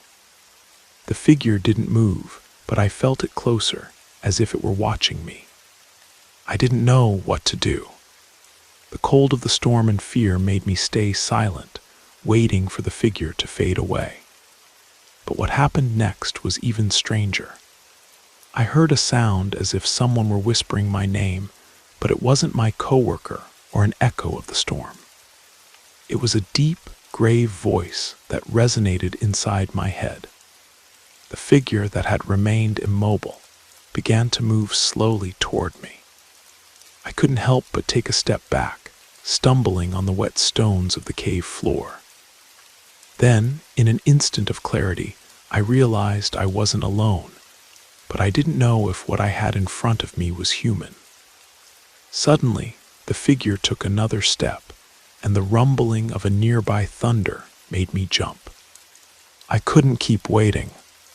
I ran toward the entrance of the cave without thinking and launched myself outside in the middle of the storm. The wind hit my face hard, and the raindrops fell as if they were whips. I didn't look back, but the feeling that something was chasing me didn't leave me. When I finally returned to the camp, completely soaked and without strength, the storm began to subside. All the others were already in their tents, some sleeping, others talking about the storm. No one seemed to have noticed anything strange, but I knew that what I had felt, what I had experienced that night, wasn't a product of the storm. Something else was lurking in the darkness. And although I never saw it again, that sensation didn't fade away. The field that had always been my home now seemed more dangerous than ever. The next morning I woke up exhausted, with my body sore and my mind in chaos. The camp was calm, as if the storm from the night before hadn't existed beyond the rain that was now evaporating with the morning sun. The other workers had already gotten up, and some of them were beginning to prepare breakfast at an improvised fire. No one seemed to have any idea of what had happened during the storm. I sat next to a fallen log, trying to recover some strength while people around me laughed and conversed. I didn't want to talk to anyone about what I had experienced that night. I didn't want them to think I was imagining things. But there was something inside me, an instinct, that told me I couldn't keep ignoring what I felt in that cave. I got up and headed to my tent. My backpack was damp, and the clothes I had left inside were also wet. The humidity penetrated to the bones, and although the sun was already beginning to warm the environment, the sensation of interior cold didn't disappear. I tried to get those images out of my head, to concentrate on the work that lay ahead. The day was beginning, and like every day, there was corn to harvest. But the hours passed slowly. While I worked under the sun, my thoughts kept returning to that cave, to that figure, to that sensation of being watched, of something being on the prowl, waiting for the perfect moment to act. Almost at noon, I decided I needed to clear my head. I left the harvest for a moment and headed to the edge of the field, where the lands became more rocky, where the storm had left visible traces. Maybe I could find something that would help me understand what had happened. I didn't think I was going to find answers, but the idea of not knowing was eating away at me inside. I walked for a while along the path toward the hill where the cave was located. As I climbed, the landscape became increasingly solitary. In the distance, I could see the camp, and in the background the cornfields that extended as far as the eye could see. The sun was high now, and the heat was hitting hard. But when I reached the hill, the sensation of uneasiness returned to invade me. The cave was there, just like the night before, barely visible among the rocks. I stopped a few meters before arriving, looking at the place as if I expected something to emerge from the shadows. But everything was silent. The wind, which before had whipped the field, was now barely a whisper. The storm had passed, but the sensation of fear, of something strange in the air, didn't leave me in peace. I decided to approach, and with some reluctance I entered the cave. The space was darker than I remembered, as if the air inside had changed. I breathed deeply and tried to calm myself, but when my eyes adjusted to the penumbra, I saw something I didn't expect: marks on the walls. They weren't from animals or from rocks that might have fallen. They were grooves, long and deep lines, as if something had scratched the stones with force. My heart began to beat faster, and a sensation of claustrophobia invaded me. I couldn't stop looking at the marks that seemed to have been made recently, although the rain from the night before should have erased them. However, there they were, fresh and evident. That place no longer seemed like a common cave. Suddenly, a noise in the distance made me jump. It was like a cracking of broken branches, something heavy moving among the trees. I gritted my teeth, and although logic told me it could be some animal, my instinct pushed me to leave the cave quickly. I didn't want to stay there one more minute. Upon leaving, the air seemed fresher, but the pressure in my chest didn't diminish. I looked toward the camp, trying to calm myself. I repeated to myself that I was exaggerating, that there was nothing strange, but something didn't fit. How was it that those marks were still there? What could have made them? My mind searched for answers, but every time I tried, I felt the questions multiplying. I decided to return to work, although with my mind far from the field. The rest of the day passed in silence. No one mentioned the storm from the night before, as if everyone wanted to leave it behind. But I couldn't stop thinking about that figure, about the cave, about the grooves on the walls. Something told me there was something more in that field, something we couldn't see. That night, when I lay down in my tent, sleep didn't come. My thoughts kept racing, like an overflowing current, trying to find an answer. The sound of the storm in the distance kept me alert, but what really woke me was the sound of something moving outside, near the camp. I got up slowly, with my heart accelerated. It wasn't the wind, it wasn't the rain. It was a closer sound, more human, as if someone were walking through the camp with soft steps. I looked through the tent window, but I saw nothing. My breathing accelerated. Maybe I was imagining things, or maybe fatigue was playing a bad trick on me, but the sound persisted, and I couldn't help but feel that something wasn't right. The next day I decided to tell Pablo, one of the workers who had been in the camp the longest, what I had experienced. I thought maybe he could give me a more rational perspective on what had happened. We met at breakfast time by the fire. "Pablo," I began nervously, "have you ever had the feeling that someone is watching you in the field?" He looked at me curiously, and at first I thought he was going to laugh, but he didn't. "In the field," he responded in a serious tone, "well, yes. It's not rare for nature to play with one's head, especially during storms. But if you're asking about something more, I would tell you it's not good to go alone out there at night. Nature has its own way of responding to men. I couldn't help it. The sensation of fear I had tried to ignore returned to grow inside me. What did he mean by nature has its own way of responding? Was it just advice to avoid dangers, or something more? Pablo continued, as if he were reading my thoughts. The people from the town talk about strange things, Anthony. There are stories, legends of those who get lost and don't return, but they're just tales, right? His tone didn't seem convinced, and that left me even more uneasy. What he said resonated in my head as I moved away from the fire to return to my work. But now I wasn't sure that the threat came only from the weather or from the animals in the field. Something else was lurking, something that maybe the others preferred not to face or name.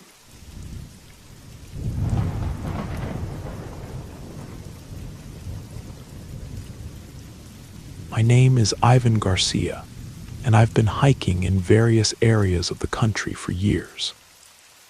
I consider myself an experienced hiker, accustomed to rugged trails and the solitude of the mountains. I had heard about the Copper Canyon region in northern Mexico, known for its raw beauty and difficult access, but also for its dark legends and isolation. However, it wasn't the mystique of the region that attracted me, but the challenge of venturing into unknown terrain, a place where few tourists dare to go. I decided that would be my next destination, and what I experienced there, not even in my worst nightmares did I imagine. The trip started well.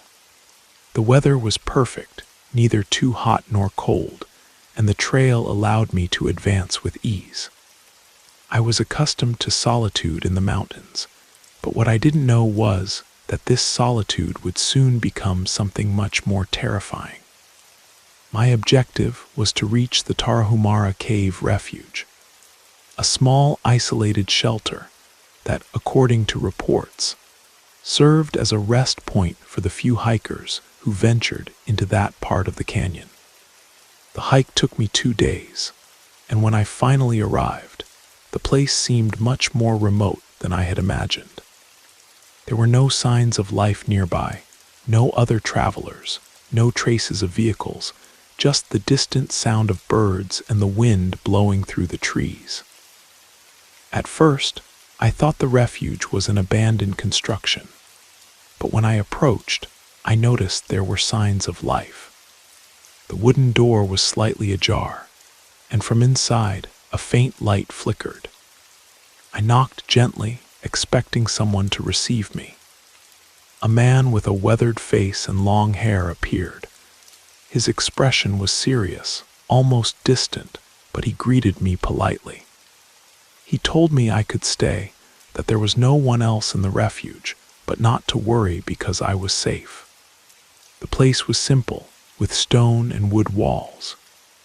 It had what was necessary to spend the night: a fireplace, a rustic table, several beds. The calm that reigned in the place was so profound that I found it disconcerting. It wasn't common silence. It was heavy silence, as if everything around me was expectant, waiting for something. That night, after settling in and making a light meal, I sat by the fire.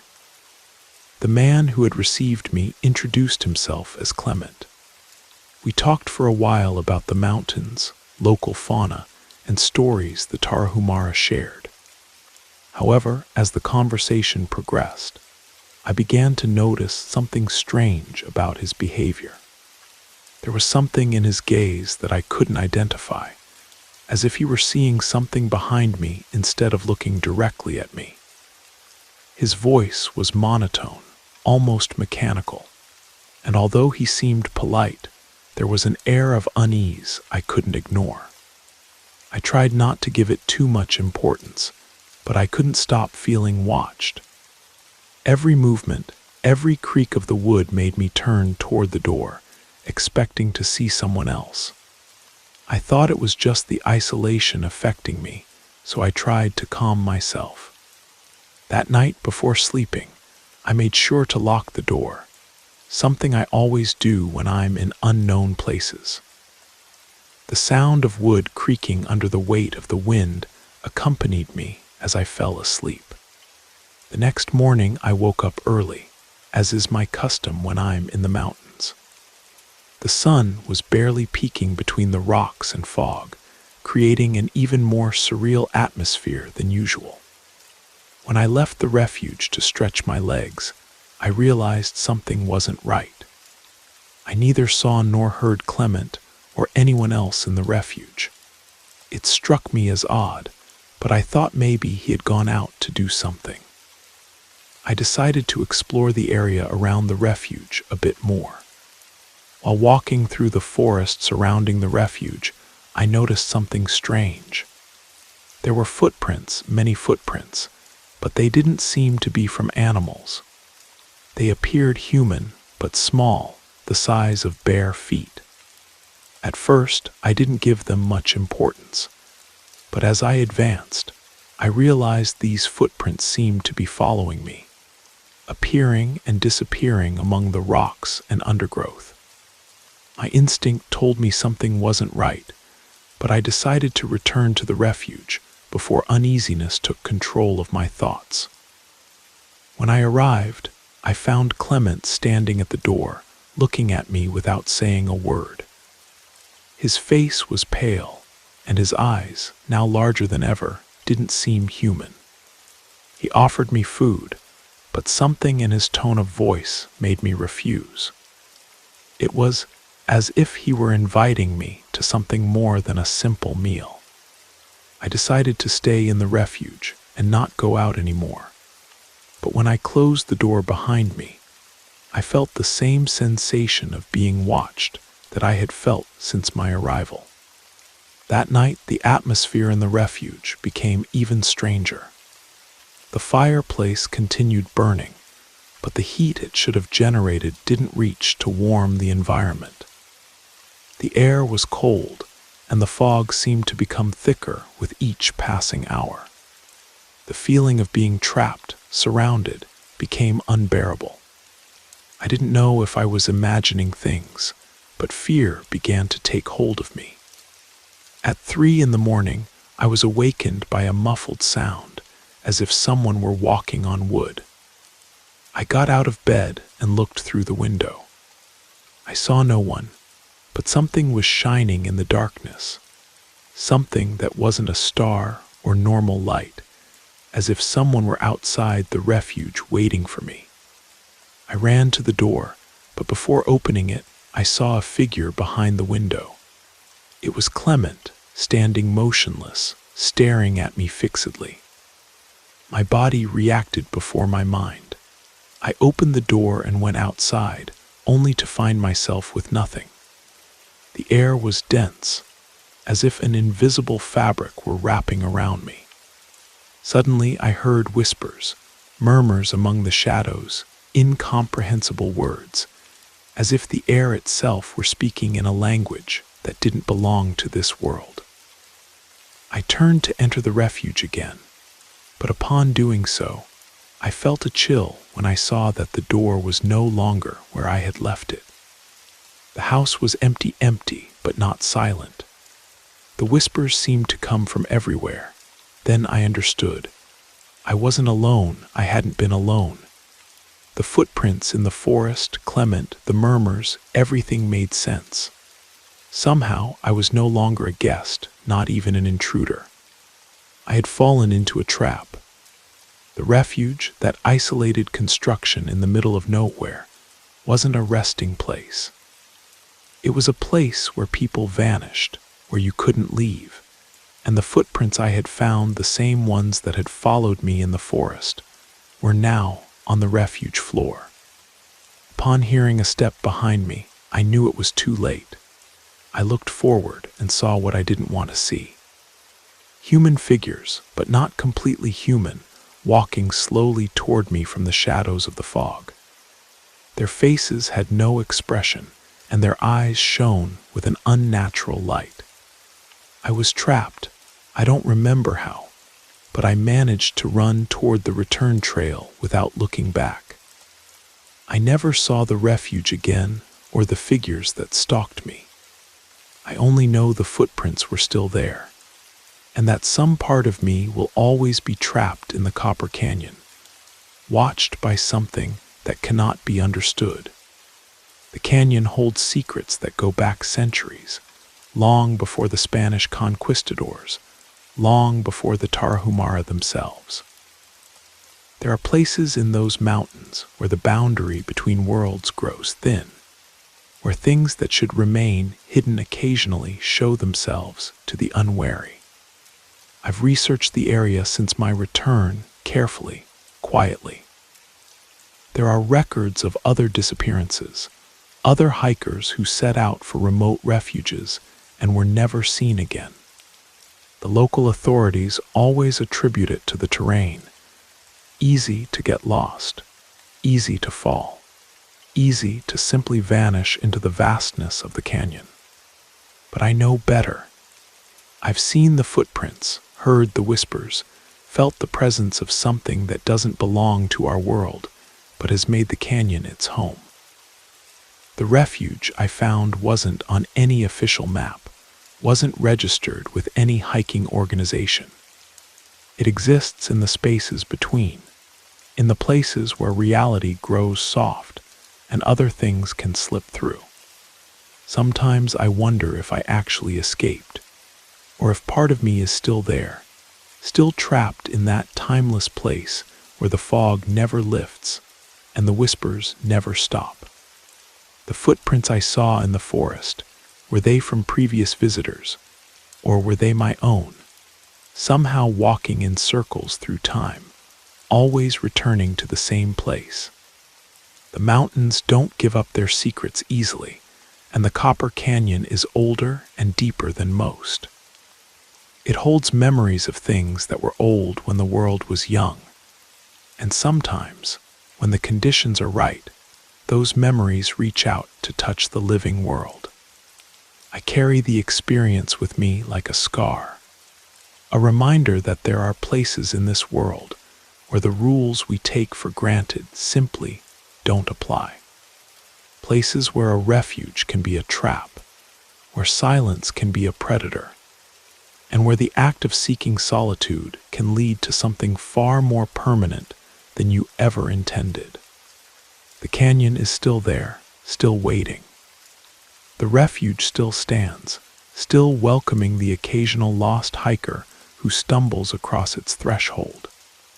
And somewhere in the fog between worlds, the footprints continue their eternal circle, waiting for the next traveler who thinks they can find safety in the wilderness.